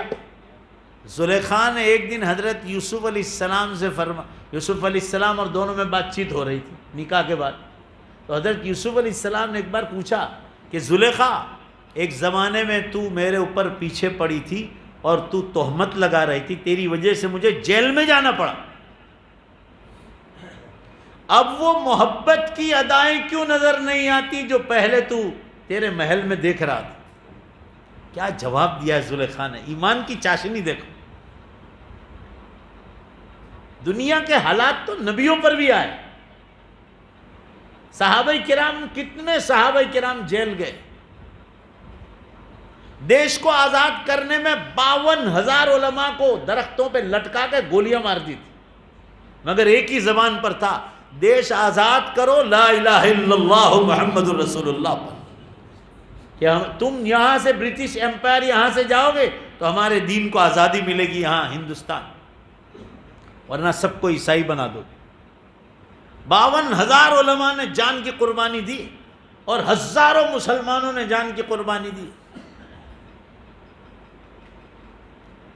سپریم کورٹ کے بڑے جج، بڑے وکیل ہیں پرشانت بھوشن، ابھی ان کا بیان میں نے سنا کہ سب سے زیادہ دیش کو آزاد کرنے میں مسلمانوں کا حصہ ہے۔ زور سے بولو بھائی، کس کا حصہ ہے؟ سب سے زیادہ، اور اس میں علماء کا سب سے، مدارس چھوڑ دے۔ آج پوری دیکھ لو، آج اسی ہندوستان سے دعوت و تبلیغ کا کام عام ہوا۔ ان کی نگاہیں دیکھو ان بزرگوں کی کہ تم یہاں سے جاؤ گے تو اللہ کا دین پھیلے گا۔ آج وہ دعوت و تبلیغ کا کام، زور سے بے شک بولو، پورے عالم میں پھیلا ہے۔ وہ نظر تھی حضرت مولانا تھانوی رحمۃ اللہ علیہ، حضرت مولانا رشید احمد صاحب گنگوہی رحمۃ اللہ علیہ، شیخ الاسلام مولانا حسین احمد مدنی رحمۃ اللہ علیہ، سید الطائفہ حضرت مولانا حجت الاسلام حضرت مولانا محمود الحسن صاحب گنگوہی رحمۃ اللہ، حضرت مولانا محمود الحسن صاحب دیوبندی رحمۃ اللہ، بڑے بڑے اکابر تھے جنہوں نے اپنی اندر کی نگاہوں سے دیکھا تھا کہ یہاں سے جائیں گے تو مدارس عام ہوں گے، دعوت و تبلیغ کا کام عام ہوگا، خانقاہیں عام ہوگی، مسلمان ترقی کریں۔ کہنے کا منشا یہ ہے، اب زلیخا کا ایمان تو دیکھو، وہ قصہ چھوڑ دو، اصل جو چیز سیکھنے کی ہے قرآن سے۔ قرآن یہ بتلانا چاہتا ہے کہ زلیخا نے جواب دیا کہ یوسف علیہ السلام، جب میں آپ کے پیچھے پڑی تھی اور آپ کو تہمت لگی اور آپ کو جیل میں جانا پڑا، اس وقت میرے پاس ایمان نہیں تھا۔ جلدی سے بولو بھائی، میرے پاس ایمان، اب اللہ نے آپ کے واسطے سے مجھے ایمان دیا ہے تو وہ ایمان نے ایسی چاشنی دی ہے اور اندر روحانیت اور نورانیت بھری ہے، ایمان کی بنیاد پر کہ یوسف، اللہ کی محبت کے سامنے آپ کی محبت مجھے بیکار نظر آتی،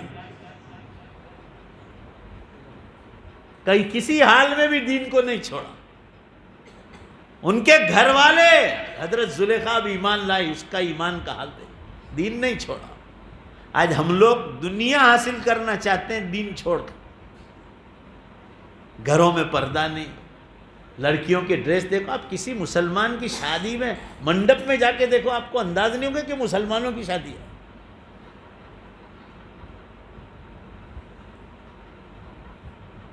پردہ تو عورت پر فرض ہے، جیسے نماز فرض ہے، مسائل کی کتابوں میں لکھا، قرآن حدیث سے اسی طرح عورت پر پردہ جیسے نماز فرض ہے، پردہ فرض ہے۔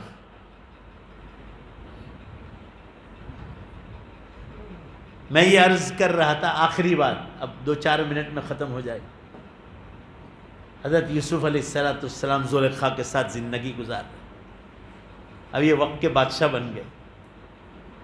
سال میں ایک دن آتا تھا جس میں اناج اور غلہ ملک کے ایک ایک دیش واسی کو دیا جاتا تھا، سب لوگ آتے تھے اپنے اپنے تھیلے لے کر اور غلہ اور اناج لے جاتے۔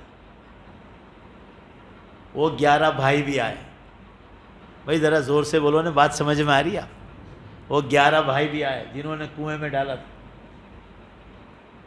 حضرت یوسف علیہ السلام سمجھ گئے کہ یہی 11 گلندر ہے، یہی ہے، چہرے سے پہچان گئے، وہ نور نبوت تھا ان کے پاس، ادھر وقت کے بادشاہ بھی بن گئے، ادھر اللہ کے نبی بھی بنا دیے، 2 عہدے، دنیا کا بھی عہدہ اور دین کا بھی عہدہ۔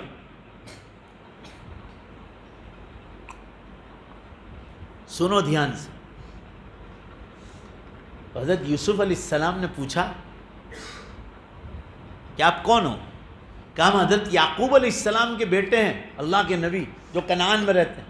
تو کہا تمہارے دوسرے 2 بھائی تھے وہ کہاں ہیں؟ حضرت یوسف علیہ السلام خود پوچھ رہے ہیں۔ تو دیکھو تو صحیح آپ،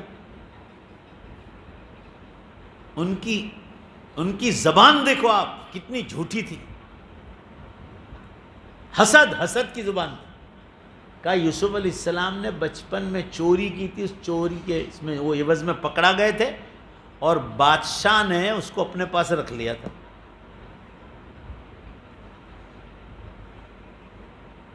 چوری کے گناہ حضرت یوسف علیہ السلام پر تہمت لگائی، حالانکہ بالکل جھوٹی بات، ایسا کوئی قصہ ہوا ہی نہیں تھا۔ کہا دوسرے بھائی تھے وہ؟ کہا کہ وہ جو ہے وہ والد نے اپنے پاس رکھ لیا ہے بنیامین کو۔ حضرت یوسف علیہ السلام نے فرمایا کہ تم 11 بھائی آئے ہو، دوسرے بھائی 12ویں کو لے کر نہیں آؤ گے جب تک تمہارے تھیلوں میں غلہ اناج نہیں پکے، ڈالیں گے نہیں، ہم وقت کے بادشاہ ہیں۔ یوسف علیہ السلام نے ٹرک کی اپنے سگے بھائی کو حاصل کرنے کے لیے، کیونکہ یوسف اور بنیامین 2 سگے بھائی تھے۔ بھائی زور سے بولو کون تھے؟ یوسف اور بنیامین۔ والد کے پاس گئے، حضرت یعقوب علیہ السلام نے فرمایا، انہوں نے کہا کہ بادشاہ سلامت نے ہمارے تھیلے لے لیے اور کہا کہ جب تک بنیامین 12واں بھائی نہیں آئے گا تب تک آپ کو غلہ نہیں ملے گا، آپ بنیامین کو ہمارے پاس ساتھ بھیجیں۔ حضرت یعقوب علیہ السلام رو رہے ہیں کنعان میں یوسف کی جدائی پر۔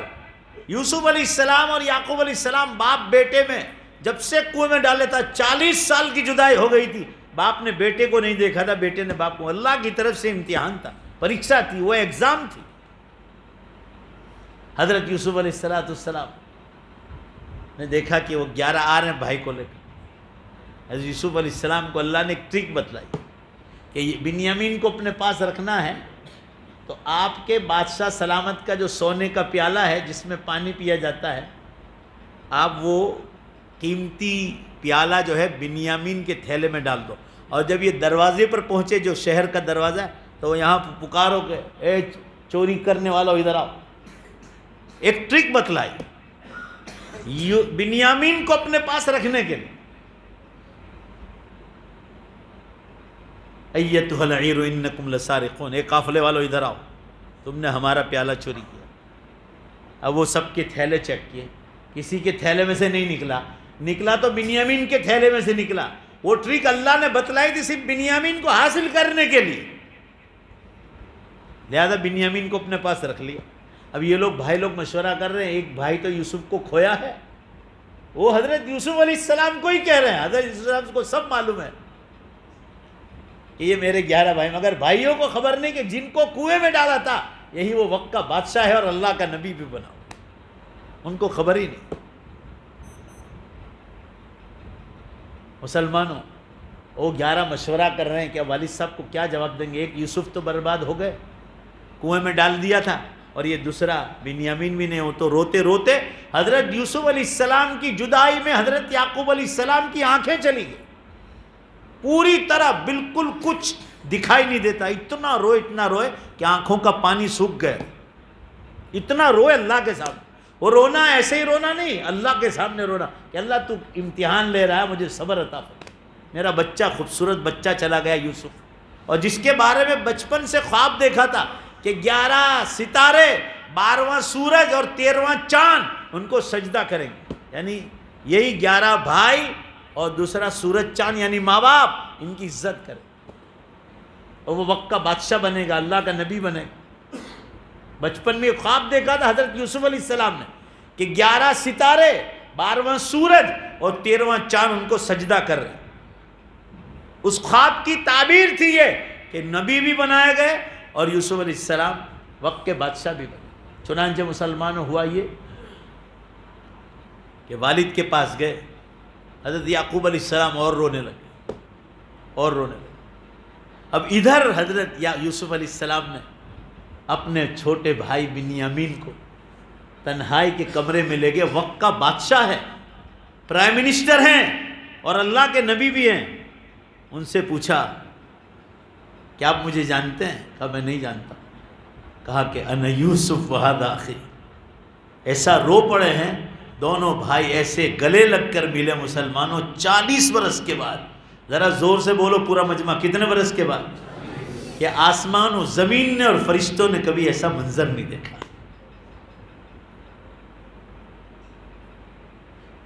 کیونکہ بنیامین بھی رو رہے تھے کہ میرا بھائی چلا گیا، اور یوسف علیہ السلام کو خبر نہیں تھی کہ بھائی کہاں ہے، والد کہاں۔ یہ سمجھ گئے کہ یہی 11 بھائی ہیں جنہوں نے مجھے کنویں میں ڈالا تھا، دوسری ماں کے بیٹے۔ اب بنیامین ساتھ ہو گئے۔ اب حضرت یوسف علیہ السلام نے ایک اپنے وزیر کو بھیجا کنعان، جہاں حضرت یعقوب علیہ السلام والد رہتے تھے، ایک چھوٹی سی جھونپڑی میں، اس کی ایک کھڑکی تھی ہوا آنے کے لیے، ایک دروازہ تھا، ایک کھڑکی تھی، جھونپڑی ہوتی ہے۔ آج بھی وہ جگہ بتلائی جاتی کہ یہاں یعقوب علیہ السلام کا مکان تھا. تاریخی چیز ہے, اس پر یقین کیا بھی جا سکتا ہے, نہیں بھی کیا جا سکتا. کھڑکی کے پاس بیٹھے ہوئے ہیں, ہوا آ رہی. اتنے میں مسلمانوں ایک ہوا اس کھڑکی سے اتنی روحانیت بھری نکلی. وہ قاصد حضرت یوسف علیہ السلام نے اپنا کرتا مبارک نکال کر اس وزیر کو دیا اور کہا تو مصر سے کنعان جا, پیلسٹائن جہاں مسجد اقصیٰ ہے, میرے والد کا یہ مکان ہے, وہاں پوچھنا مکان کہاں ہے. میرے والد صاحب, مجھے اللہ نے آسمانوں سے بتلایا وحی کے ذریعے کہ میرے والد میری جدائی میں روتے روتے آنکھیں کھو بیٹھے. یہ میرا کرتا مبارک لے جاؤ. یہ بادشاہ کا کرتا ہے مگر اس میں نور نبوت ہے, نبوت کا نور بھرا ہوا. یہ کرتا جا کر والد صاحب کے چہرے مبارک پر ڈال دینا, اللہ معجزہ بتلائے گا, اس کرتے کی برکت سے میرے والد کی آنکھیں واپس آ جائیں گی. چنانچہ وزیر راستے میں پہنچا ہے, ابھی وہاں پہنچا بھی نہیں, اور وہ جو تھیلے میں کرتا رکھا ہوا یوسف علیہ السلام کا, وہ کرتے کے اندر سے ہوا تھیلے میں سے کرتے میں گئی, اور کرتے کو لگتے ہوئے وہ ہوا حضرت یعقوب علیہ السلام کی کھڑکی میں گئی جہاں حضرت یعقوب علیہ السلام بیٹھے ہوئے تھے. اور اندر سے بچپن میں یوسف علیہ السلام کے بدن مبارک سے جو خوشبو آتی تھی وہ خوشبو سونگھ لی وہ ہوا کے اندر. ابھی ایلچی اور قاصد اور وزیر پہنچا بھی نہیں, حضرت یعقوب علیہ السلام اللہ کے نبی تھے, وہ ہوا کی خوشبو سونگھ کر زور سے کھڑے ہو گئے اپنے بستر پر سے, اور اللہ اکبر کا نعرہ لگایا زور سے, اے اللہ تیری عزت کی قسم میرا بیٹا یوسف زندہ ہے, میرا بیٹا یوسف زندہ ہے. وہ ہوا میں حضرت یوسف علیہ السلام کے بدن مبارک کی خوشبو سونگھ لی. 40 برس کے بعد خوشخبری ہوا کے ذریعے ملی کہ اللہ میرا بیٹا یوسف زندہ ہے. یہ ہوائی وہ ایسا سمجھے کہ میرا بیٹا یہاں آ رہا ہے, ان کو کچھ خبر نہیں کہ میرا بیٹا وقت کا بادشاہ ہے اور اللہ کا نبی بھی بنا دیا. اتنا ضرور تھا کہ اس کی حفاظت اللہ کرنے والا ہے. وہ بچپن کا خواب یاد تھا. چنانچہ تھوڑی دیر کے بعد وہ وزیر پہنچا, وہ کرتا لے کر دستک دی دروازے پر, اس نے سلام کیا. سلام تو حضرت آدم علیہ السلام کے زمانے سے چلا رہا ہے. یہ سلام کی جو سنت ہے حضرت آدم علیہ السلام کے زمانے سے. پوچھا گیا کہ آپ کون ہیں؟ کہا کہ میں آپ کا بیٹا یوسف علیہ السلام جو وقت کے بادشاہ اور اللہ کے نبی ہیں, ان کی طرف سے وزیر آیا ہوں. انہوں نے کہا اللہ نے آسمانوں سے بتایا کہ آپ کی آنکھیں چلی. کہا بے شک میری آنکھیں میرے بیٹے کی جدائی میں اللہ کے سامنے روتے روتے چلی گئی. کہا یہ کرتا لے کر آیا ہوں, مجھے آپ اجازت دے میں یہ کرتا آپ کے چہرے پر ڈال دوں. حضرت یوسف علیہ السلام نے مجھ سے فرمایا ہے, کہا ڈال دو. چہرے پر ڈالتے ہی اللہ نے آنکھوں کا نور دوبارہ واپس عطا فرمایا.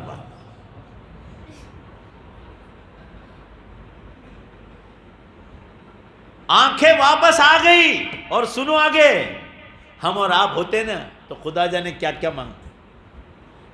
کسی کی زمین بیچتے ہیں تو وکالت کر کے 2% پیسے مانگتے ہیں نا, 2%, تو 2% ہم کو. یہ خوشخبری لے کر آیا تھا کہ آپ کا بچہ یوسف زندہ ہے. حضرت یعقوب علیہ السلام نے فرمایا اللہ کی قسم میں اللہ کا نبی ہوں, تو میرے لیے میرے بیٹے کے زندہ ہونے کی خوشخبری لایا.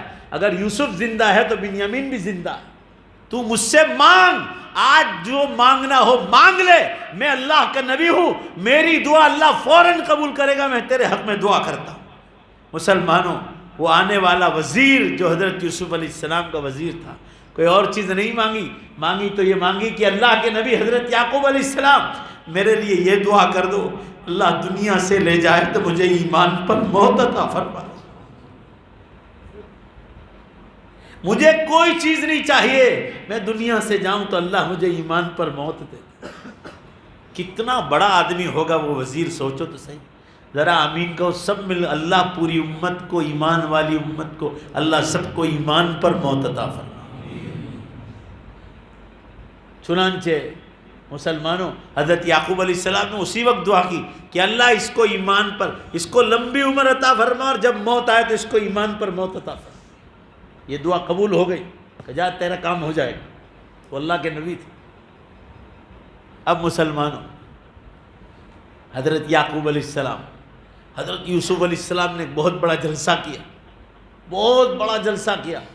اس زمانے میں ملک بھر میں ہزاروں آدمی، یہاں تو کروڑوں میں ابھی تھے، اس وقت پورے ملک کنعان اور مصر مل کر ہزاروں آدمی، حضرت یوسف علیہ السلام وقت کے بادشاہ، اللہ کے نبی، سمجھے آپ؟ اور وہ 11 بھائی بنیامین کو لے کر آئے تو بنیامین اپنے پاس تھے، اور وہ 11 کو بھی بلا لیا، اور وہ 11 جو بھائی جنہوں نے کنویں میں ڈالا تھا نا ان کو بھی بلا لیا، اور ان کو بلانے کے بعد ان لوگوں سے کوئی شکایت نہیں کی، بلکہ مسلمانوں معافی کا اعلان کر دیا۔ ذرا پورا مجمع زور سے بولو، یوسف علیہ السلام نے کس کا اعلان کیا؟ معافی کا، کہ جاؤ آج میری طرف سے معاف ہے، تم نے مجھے کنویں میں ڈالا تھا، مجھے بیچ ڈالا تھا، تمہاری نیت ہلاک و برباد کرنے کی تھی، مگر جاؤ اللہ کے واسطے میں تمہیں معاف کرتا ہوں۔ چنانچہ وہ جلسے میں حضرت یوسف علیہ السلام جو ہے براجمان تھے صدر کی حیثیت سے، اور یہ ماں باپ بھی آئے، جو یوسف اور بنیامین کی ماں تھی وہ، اور وہ 11 بھائی اور یہ دونوں ماں باپ۔ 13 جو بچپن میں خواب دیکھا تھا کہ اس 13 کے 13 سجدہ کر رہے ہیں، یہ اس کی طرف اشارہ تھا کہ یہ تمام کے تمام آ کر آپ کو عزت کا سجدہ کریں گے۔ چنانچہ 13 کے 13 نے عزت کا سجدہ کیا تھا۔ حضرت یوسف علیہ السلام اور حضرت یعقوب علیہ السلام کی شریعت میں عزت کا سجدہ جائز تھا، یہ یاد رکھنا۔ حضرت یوسف علیہ السلام اور یعقوب علیہ السلام کی شریعت تک ماں باپ کو، رشتہ داروں کو، بڑے کو، استاد کو، پیر کو عزت کا سجدہ کرنا جائز تھا، مگر اس کے بعد جتنی شریعتیں آئی، حضرت عیسیٰ علیہ السلام کی شریعت میں بھی حرام تھا، اور حضور اکرم صلی اللہ علیہ وسلم نے تو عزت کے سجدے کے وہم کو بھی حرام قرار دیا۔ کسی استاد کو نہیں کر سکتے، ماں باپ کو نہیں کر سکتے، ماں باپ اولاد کو نہیں کر سکتے، کسی پیر کو نہیں کر سکتے، کسی مرید کو نہیں کر سکتے، کسی استاد اور شیخ کو نہیں کر سکتے، کسی کو آپ عزت کا سجدہ نہیں کر سکتے۔ عزت کا سجدہ کرو گے تو ایمان سے جاؤ گے، حرام ہے۔ اب جو ہے صرف عبادت کا سجدہ، اور زور سے بولو وہ صرف کس کے لیے ہے؟ اللہ کے لیے۔ آپ کسی ولی کے مزار پر بھی جھک نہیں سکتے، کسی بھی ولی کے مزار، نبی کے مزار پر اجازت نہیں ہے تو ولی کے مزار پر کیسے اجازت ہے؟ آپ کسی بھی ولی کے مزار پہ جاؤ، نبی کے مزار پر جاؤ، وہاں قرآن خوانی کرو، بس دعا مانگو، اور اس سے کوئی آگے کی اجازت نہیں۔ تو دیکھو اللہ نے حضرت یوسف علیہ السلام کو کتنا چمکایا، دین کسی حالت میں نہیں چھوڑا۔ بھائی سب مل کر زور سے بولو نا، اب دعا کرا لیتے، دین کسی حالت میں بھی چھوڑا نہیں۔ آج ہم نیت کر کے جائیں، ذرا زور سے، اب دعا کرا لیتے، بات پوری ہو گئی۔ انشاءاللہ زور سے بولو کہ انشاءاللہ دین کسی حالت میں نہیں چھوڑے۔ مجھے میرے دل کو اطمینان نہیں ہوا جتنا زور سے بولنا چاہے۔ انشاءاللہ زور سے کہو کہ اللہ کا دین کسی حال میں نہیں چھوڑے۔ اب بات ہوئی، ماشاءاللہ۔ اللہ تعالیٰ آپ کی اس نعمت کو قبول فرمائے، اور اللہ آپ کے بیٹھنے کو قبول فرمائے۔ ہم حافظ زکریا کو بھی مبارکباد دیتے ہیں، ان کے گھر والوں کو بھی مبارکباد دیتے ہیں، اس کے ماں باپ کو، رشتہ داروں کو، اس کی دادی کو، سب کو مبارکباد پیش کرتے ہیں۔ اللہ تعالیٰ شانو ان لوگوں کو دنیا میں بھی نوازے، آخرت میں بھی نوازے، اور ہم سب یہ نیت کر کے جائیں کہ جیسے حاجی عبدالرشید خان مرحوم رحمۃ اللہ علیہ نے نیت کی تھی کہ یہ بچے حافظ اور عالم بنے، قاری بنے، مفتی بنے، اور امت کے کام آئے۔ یہ ہمیشہ جملہ بولتے تھے، ہمیشہ بولتے تھے، مجھے کہتے تھے میں زندہ رہوں یا نہ رہوں، اب دیکھنا یہ امت کے کام آئے۔ تو دیکھو امت کے کام آ رہے ہیں۔ آپ بھی نیت کرو کہ اپنی اولاد میں اور انشاءاللہ نواسوں اور پوتوں میں بھی اللہ علماء کرام جو امت کے کام کے بنے، اللہ ایسی علماء پیدا فرمائے۔ بس واقعی انشاءاللہ بولو نا زور سے۔ اور اللہ میں دعا کرتا ہوں اللہ آپ کو دین کے ساتھ دنیاوی تعلیم میں بھی اللہ آپ سب کو، ہم سب کو کامیاب فرمائے۔ وآخر دعوانا ان الحمدللہ رب العالمین۔ اب آخری بات یہ ہے کہ دین پر قائم رہنے کے لیے ہمیشہ بار بار علماء کرام کو بلایا کرو۔ بہت علماء کرام یہ راندیر میں ہیں، آگے بھی آپ کو کہا تھا، یہ 2 گنگا جمنا بہہ رہی ہے، وہاں سے ان کو پکڑ لاؤ، مہینے میں ایک بار تو بیان ہونا ہی چاہیے۔ جیسے زمین سوکھ جاتی ہے اور اس کو بارش کی ضرورت ہے، تو یہ دل کی زمین بھی جو ہے نا شیطان اور نفس کی وجہ سے مر جاتی ہے۔ ذرا زور سے بے شک بولو، اس کو بھی زندہ کرنے کی ضرورت۔ دیکھو کیسے مرے ہوئے بول رہے ہیں، بے شک بولو نا زور سے۔ ہاں، تو اس کو بھی زندہ کرنے کی ضرورت ہے. وہ علماء کے بیانات سے ہوگا، علماء کی مجلسوں سے. اور دعوت و تبلیغ کے کام میں سارے مسلمان حصہ لیں، سارے مسلمان. اور وہ کس طرح کہ آدمی 3 دن کا مزہ چکھے، 27 دن کمائے، 3 دن اللہ کے راستے میں جائے. راتوں کو گھر کی روزانہ کی تعلیم. میں اپنے گھر کی بات کرتا ہوں، کسی سے کیا رونے. ہم لوگ تو قرآن حدیث میں نہاتے ہیں صبح سے شام تک، یہ علماء بھی نہاتے ہیں، ڈبکیاں مارتے اندر. اللہ کا شکر ہے ہمارے گھر میں اس کے باوجود بھی راتوں کو تعلیم نہیں چھوٹتی. جمعرات کو میں جاتا ہوں، آج تو میں یہاں گیا تھا، یہ تو گھر والے مجھے والدہ حیات تھی تو والدہ کے مول صاحب آج آپ پڑھو. یہ فضائل اعمال جنہوں نے لکھی نا، شیخ زکریہ رحمۃ اللہ علیہ، مدینہ منورہ میں عرب اور عجم کے علماء کو حرم میں بیٹھ کر 20 سال تک عربی میں بخاری کا درس دیا. یہ شیخ زکریہ رحمۃ جنہوں نے فضائل اعمال لکھی. ہمارے اس میں قرآن و حدیث جو آپ ہم سے سنا بھی آپ نے، یہی قرآن و حدیث سب مل کر زور سے بولو بھائی کون سی کتاب میں ہے؟ ذرا زور سے بولو نا، فضائل اعمال. اس کا 5 منٹ بھی گھر میں تعلیم ہونی چاہیے. دین آئے گی نا تو گھر میں دین زندہ ہوگا. اندر کی روح، آج ہمارا بدن تو زندہ ہے مگر روح مری ہوئی پڑی. ہم لوگ ڈالیوں پر پانی مالتے ہیں، ڈالیوں پر، پتوں پر. اس سے درخت زندہ نہیں رہے گا. جڑ میں پانی ڈالو، جڑ میں پانی ڈالو، اور جڑ میں پانی جائے گا تو درخت زندہ رہے گا. اور جڑ میں پانی اس وقت جائے گا جب ہمارے گھروں میں قرآن و حدیث ہو. اور اب دیکھو قیامت بہت قریب ہے، بڑی نشانیاں شروع ہو گئی.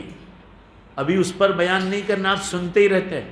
اگر آپ کو یقین نہ آیا تو آپ اللہ تعالیٰ سے استخارہ کر کے پوچھو. چند برسوں میں دنیا ختم ہونے والی، چند برسوں، چند برس باقی. بے حساب زلزلے ہو رہے ہیں. ابھی میں 12 بجے نا، گزشتہ کل 222 کے یا 23 ہوئے تھے. پورے دن میں زلزلے، پوری کائنات ایسے، زمین ایسے ہل رہی. ہم لوگوں نے گجرات میں کتنے جھٹکے کھائے تو بھی لوگوں کو اثر نہیں. اسی اولپاڑ میں کہہ کر گیا تھا، ابھی چند مہینوں پہلے ترکی میں زلزلہ ہوا. بھائی بے شک بولو زور سے، 1 لاکھ آدمی مر گئے نہیں مر گئے؟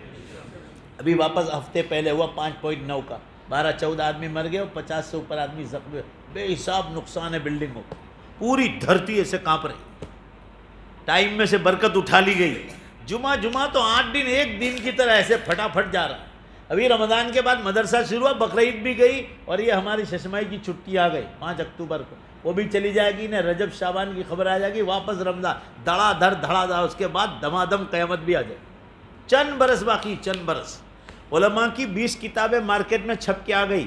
20 کتابیں خالص دجال پر، عربی میں اور اردو میں. سب کا یہ کہنا ہے کہ 24، 25، 26 کا سال انتہائی خطرناک ہے، اس میں نکلنے کا پورا چانس. اندازہ بتلا رہے، 1-2 سال آگے پیچھے ہو سکتا ہے. سائنس والے بار بار اعلان کر رہے ہیں، روز منجیر بجاتے ہیں مسلمان، سائنس کے روز منجیر بجاتے ہیں. اور جب سائنس کے حوالے ہم دیتے ہیں تو ایک کان سے سن کے دوسرے کان سے نکال دیتے ہیں. یہ لوگ کہہ رہے ہیں کہ ہم سورج کو ہم نے دیکھا برابر کہ پشچم کی دشا میں جانے کے لیے ٹرن لے لیا.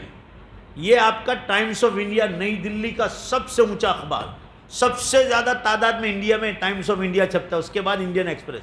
اس کی رپورٹ ہے سائنس والوں کے حوالے سے کہ یہ جس رفتار سے پشچم کی دشا میں چل رہا ہے، اگر اسی رفتار سے روزانہ چلا تو 2037 میں 100% یعنی 100% سورج پشچم سے نکلنے کا چانس ہے.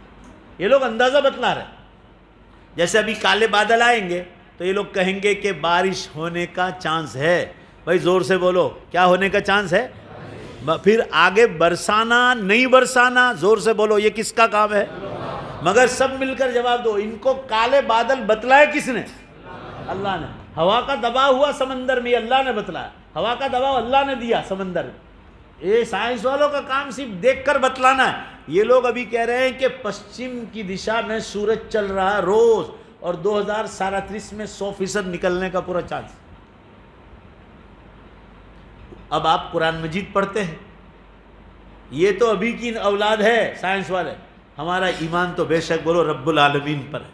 قرآن میں ہے کہ جب سورج پشچم سے نکل جائے گا، سب مل کر زور سے بولو، تو توبہ کا دروازہ بند ہو جائے گا. اب آپ سائنس والوں کو گالیاں دو گے؟ 2037 کا اعلان کر رہے ہیں. اس کے بعد بخاری شریف کی حدیث میں جو سورج پچھم سے نکل گیا تو دھما دھم دوسری نشانیاں پوری ہو جائے گی اور قیامت کھڑی ہو جائے گی. اس کے بعد انشاءاللہ جنت بہت آسان ہو جائے گی. بولو نا زور سے انشاءاللہ. یہ دنیا تو فانی ہے مگر لوگ سمجھنے کے لیے تیار ہیں. یقین کمزور ہے ہمارا. بس ہمارا دکھ ایک ہی چیز کا ہے, مرنے کے بعد دوبارہ زندہ ہونے پر ایمان کمزور ہے. ایمان ہے مگر کمزور ہے. ذرا زور سے بولو, ایمان ہے مگر اس کو مضبوط کرنے کی ضرورت ہے. یوں دیکھو, جیسے میں آپ کو دیکھ رہا ہوں, آپ مجھے دیکھ رہے ہیں, میری اور آپ کی آنکھیں بے شک بولو زور سے دھوکہ کھا سکتی ہے مگر اللہ کا وعدہ جھوٹا نہیں ہو سکتا ہے. یہ ایمان ہے ہمارا. یہاں ہم لوگ کمزور پڑ جاتے ہیں. ہم لوگ کشمیر جاتے ہیں بیان کرنے کے لیے. ابھی کشمیر کی بات چھوڑا, آپ لوگ بھی گھومنے پھرنے جاتے ہوں گے, جماعتیں جاتی ہیں اللہ کے راستے میں. ابھی میں یہاں داہود جا رہا تھا تو ایک جماعت بمبئی کی کشمیر جا رہی تھی. کشمیر جاتا ہوں نہیں ابھی یہ پوری سورت کی سرزمین, بھروچ کی آپ کہیں روڈ سے گزرو ٹرین سے تو آپ ابھی برسات کے موسم میں دیکھو گے تو یہ سب کشمیری معلوم ہوتا ہے. کتنا خوبصورت معلوم ہوتا ہے سرزمین, لگتا ہے جیسے دلہن بنی ہے سجی سجائی. تو میں اللہ سے کہتا ہوں, اللہ آپ نے ایک برسات کے پانی سے یہ مری ہوئی زمین کو جنت کشمیر جیسا خوبصورت بنا دیا ہے, تو اللہ آپ کی جنت کتنی خوبصورت ہے. بھائی بولو نے بے شک. یہ ایمان بولتا ہے, یہ ایمان اندر سے یقین مضبوط کرو کہ مرنے کے بعد جنت میں بولو انشاءاللہ ہمیشہ کے لیے رہنا. جو زمین پر لا سکتا ہے زور سے بے شک بولو زور سے, وہ جنت میں بھی لا سکتا ہے. بس وآخر دعوانا الحمدللہ رب العالمین. یہ مول صاحب ایک مدرسے سے آئے ہیں, باہر جاؤ, یہ آسام میں بہت غریب علاقے سے آئے ہیں, تو آپ حضرات سے درخواست ہے, لڑکیوں کا مدرسہ چلا رہے ہیں, 300 سو لڑکیاں ان کے مدرسے میں پڑھتی ہے, اور ماشاءاللہ سب زیادہ تر غریب بچیاں آسام بھی ہر سال جاتا ہوں. گجرات چھوڑ کے جاؤ آپ, بمبئی باقی علاقے اتنے غریب ہیں اللہ کی پناہ. تو آپ حضرات ان کو دل کھول کر ذرا مدد کرتے جاؤ, ڈھونڈ کے جانا کہ کہاں وہ مول صاحب بیٹھے. ایسا نہیں کہ آنکھ مچولیے کر کے نکل جاؤ. یہ مدرسے کوئی حکومت پیسہ نہیں دیتی ہے. یہ جو بچے حافظ قرآن بنتے, عالم بنتے, ہم لوگوں نے کسی 5 روپے 10 روپے 100 روپے 500 روپے للہ مدرسے کو دیا. یہ غریب بچے کو زکوٰۃ دی کتابیں لانے کے لیے. آپ کے پیسے ان کے کپڑوں پر خرچ ہوتے ہیں, ان کی دواؤں پر خرچ ہوتے ہیں. انشاءاللہ بولو زور سے, یہ کبھی اللہ بیکار نہیں جانے دے. آپ قبروں میں مزے کریں گے اور جنت میں مزے کریں گے. اب دوبارہ زندہ ہونے کا وقت قریب آ گیا. مدارس مضبوط ہوں گے تو ہمارا دعوت و تبلیغ کا کام بھی مضبوط ہوگا. ہمارے بھائی عبد الوہاب آئے ہیں ابھی سورت سے, وہ بھی ادھر سے آئے آندھرا پردیش میں. وہ کہہ رہے تھے کہ مولانا کام میں بہت تکلیف آ رہی تھی, اور تکلیف اس لیے آ رہی کہ مکاتب نے. میں کرناٹکا گیا تھا, اب وہ جس علاقے میں گئے اس علاقے میں میرا جانا نہیں ہوا آندھرا پردیش, میں دوسرے علاقوں میں گیا تھا. اب میں کہا کہ انشاءاللہ ہم لوگ اس پر بھی دھیان دیں گے, ادھر بھی مکاتب اللہ نے چاہا تو کھولیں گے. مکاتب مضبوط ہوں گے نا, چھوٹے بچوں کے مدرسے, تو پھر وہاں کام تبلیغ کا, خانقاہوں کا, سب دین پر چل. گجرات میں دیکھو مکاتب گاؤں عام ہے ماشاءاللہ, گاؤں, تو وہاں سب آسانی الحمدللہ. ہم کو دیکھا دیکھی اہل بدعت نے بھی بہت مکتب کھول, تو ان کے بچے دین پڑھ رہے ہیں. اس لیے آپ حضرات یہ مدرسے والے مول صاحب کو مدد کر کے جائیں. اللہ تعالیٰ آپ کے بیٹھنے کو قبول فرمائے. ہمارے حافظ زکریا کو اور مول یحییٰ کو اللہ تعالیٰ سب مل کر زور سے آمین کو اللہ عالم باعمل بنائے. اور بھی جو الپاڑ کے بچے پڑھ رہے ہیں اللہ سب کو عالم باعمل بنا دے اور امت کے کام کا بنائے. ہماری نسلوں میں اللہ علماء, صلحاء, ڈاکٹر, انجینئر سب پیدا کرے, مگر اللہ دین والی اولاد نصیب فرمائے. اور میں ہمارے معاذ بھائی کو, ان کی فیملی کو, ان کی بچے کی دادی کو اور سب رشتہ داروں کو آپ کی طرف سے میری طرف سے مبارکبادی پیش کرتا ہوں. اور مرحوم حاجی عبدالرشید خان صاحب رحمۃ اللہ علیہ کے دعا کرتے ہیں اللہ ان کی قبر کو نور سے بھرے. یہ نیکیاں چھوڑ کر گئے, ان کے لیے صدقہ جاریہ. ہمیشہ انسان ثواب لوٹتا رہتا ہے, ایک سیکنڈ خالی نہیں ثواب لوٹنے سے. یہ اولاد تیار کر کے, یہ دادا ہی کی برکت ہے.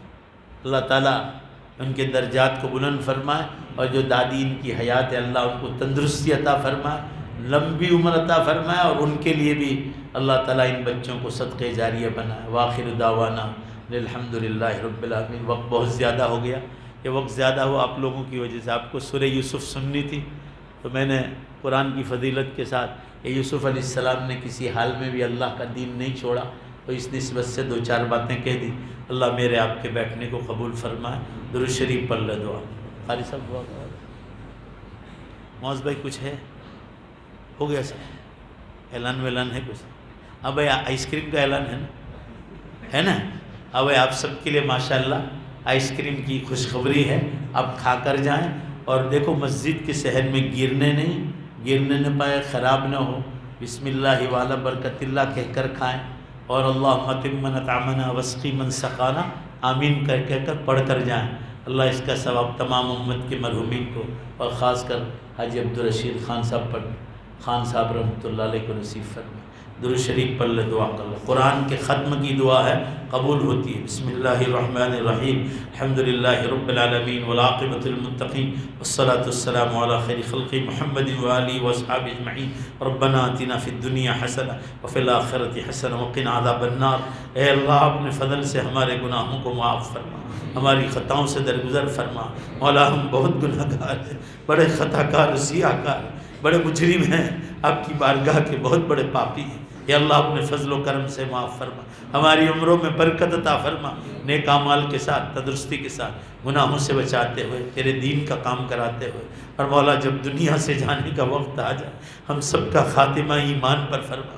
اے اللہ ایمان پر موت کی بھیک مانگتے ہیں، ہم سب کو ایمان پر موت عطا فرما۔ حضرت یوسف علیہ السلام نے جو قاصد حضرت یعقوب علیہ السلام کے ساتھ کے پاس بھیجا تھا، تو حضرت یعقوب علیہ السلام نے فرمایا تھا کہ آج تو مانگ، جو مانگنا ہے مانگ لے، میں تیرے لیے دعا مانگتا ہوں اللہ کا نبی۔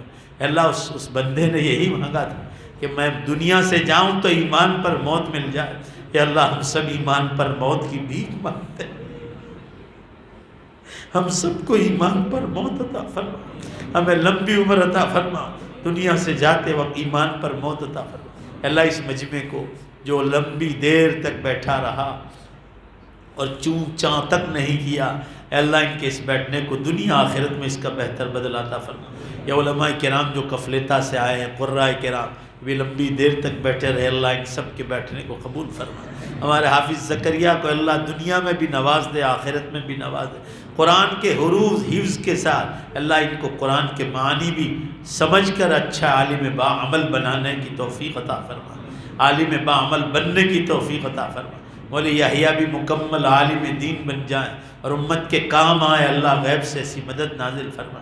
اے اللہ یہ امت کو سنبھالنے والے بن جائیں، اے اللہ ایسے عالم ان کو بنا دے، ایسے اس گاؤں میں جتنے بھی بچے پڑھ رہے سب کو امت کا کام کا بنا دے۔ اے اللہ جتنے مرحومین دنیا سے چلے گئے ان سب کی مغفرت فرما۔ حافظ زکریا کے دادا حاجی عبدالرشید خان صاحب رحمۃ اللہ علیہ کی اللہ مکمل مغفرت فرما۔ اے اللہ فرشتہ صفت انسان تھے، اے اللہ ان کی قبر کو نور سے منور فرما، ان کے درجات کو بلند فرما، انہیں جنت میں اعلیٰ مقام عطا فرما، ان کی قبر کو جنت کے باغیچوں کا ایک باغ بنا دے۔ اے اللہ انہوں نے بچے کی تربیت کی دعوت و تبلیغ کے لائن سے، اے اللہ بڑے فائدے ہیں، لوگ اب سمجھنے لگے دعوت کے کام میں جڑ کر کہ دنیاوی تعلیم میں وہ بات نہیں جو اللہ نے دین میں رکھا ہے۔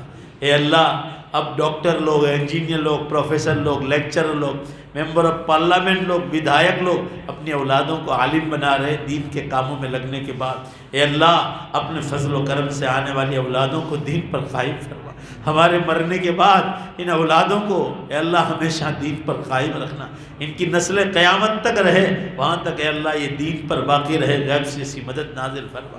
اے اللہ ان کے گھر والوں کو روزی روٹی میں خوب برکتیں عطا فرما۔ اے اللہ آج کی مجلس کا ثواب خاص طور سے حاجی عبدالرشید خان صاحب مرحوم کو اور عام طور سے پوری امت کو عطا فرما۔ رسول اللہ صلی اللہ علیہ وسلم کو، تمام پچھلے انبیاء کرام علیہ السلام کو اور ان پر ایمان لانے والوں سب کو اس مجلس کا ثواب عطا فرما۔ اے اللہ میری والدہ کی بھی مغفرت فرما، ان کی قبر کو نور سے منور فرما۔ اللہ اس بیوہ عورت نے مجھ پر محنت کی آپ کے فضل و کرم سے، تو آج میں اس امت کے دو بات کہنے کے لائق ہوا ہوں۔ اللہ اس بیوہ عورت کی قبر پر نور کی بارش نازل فرما، انہیں جنت میں اعلیٰ مقام عطا فرما۔ اے اللہ ان کی قبر کو رحمتوں، برکتوں اور مغفرتوں سے ڈھانپ لے مولا۔ اللہ ان سے تو راضی ہو جا، اس بیوہ عورت سے راضی ہو جا۔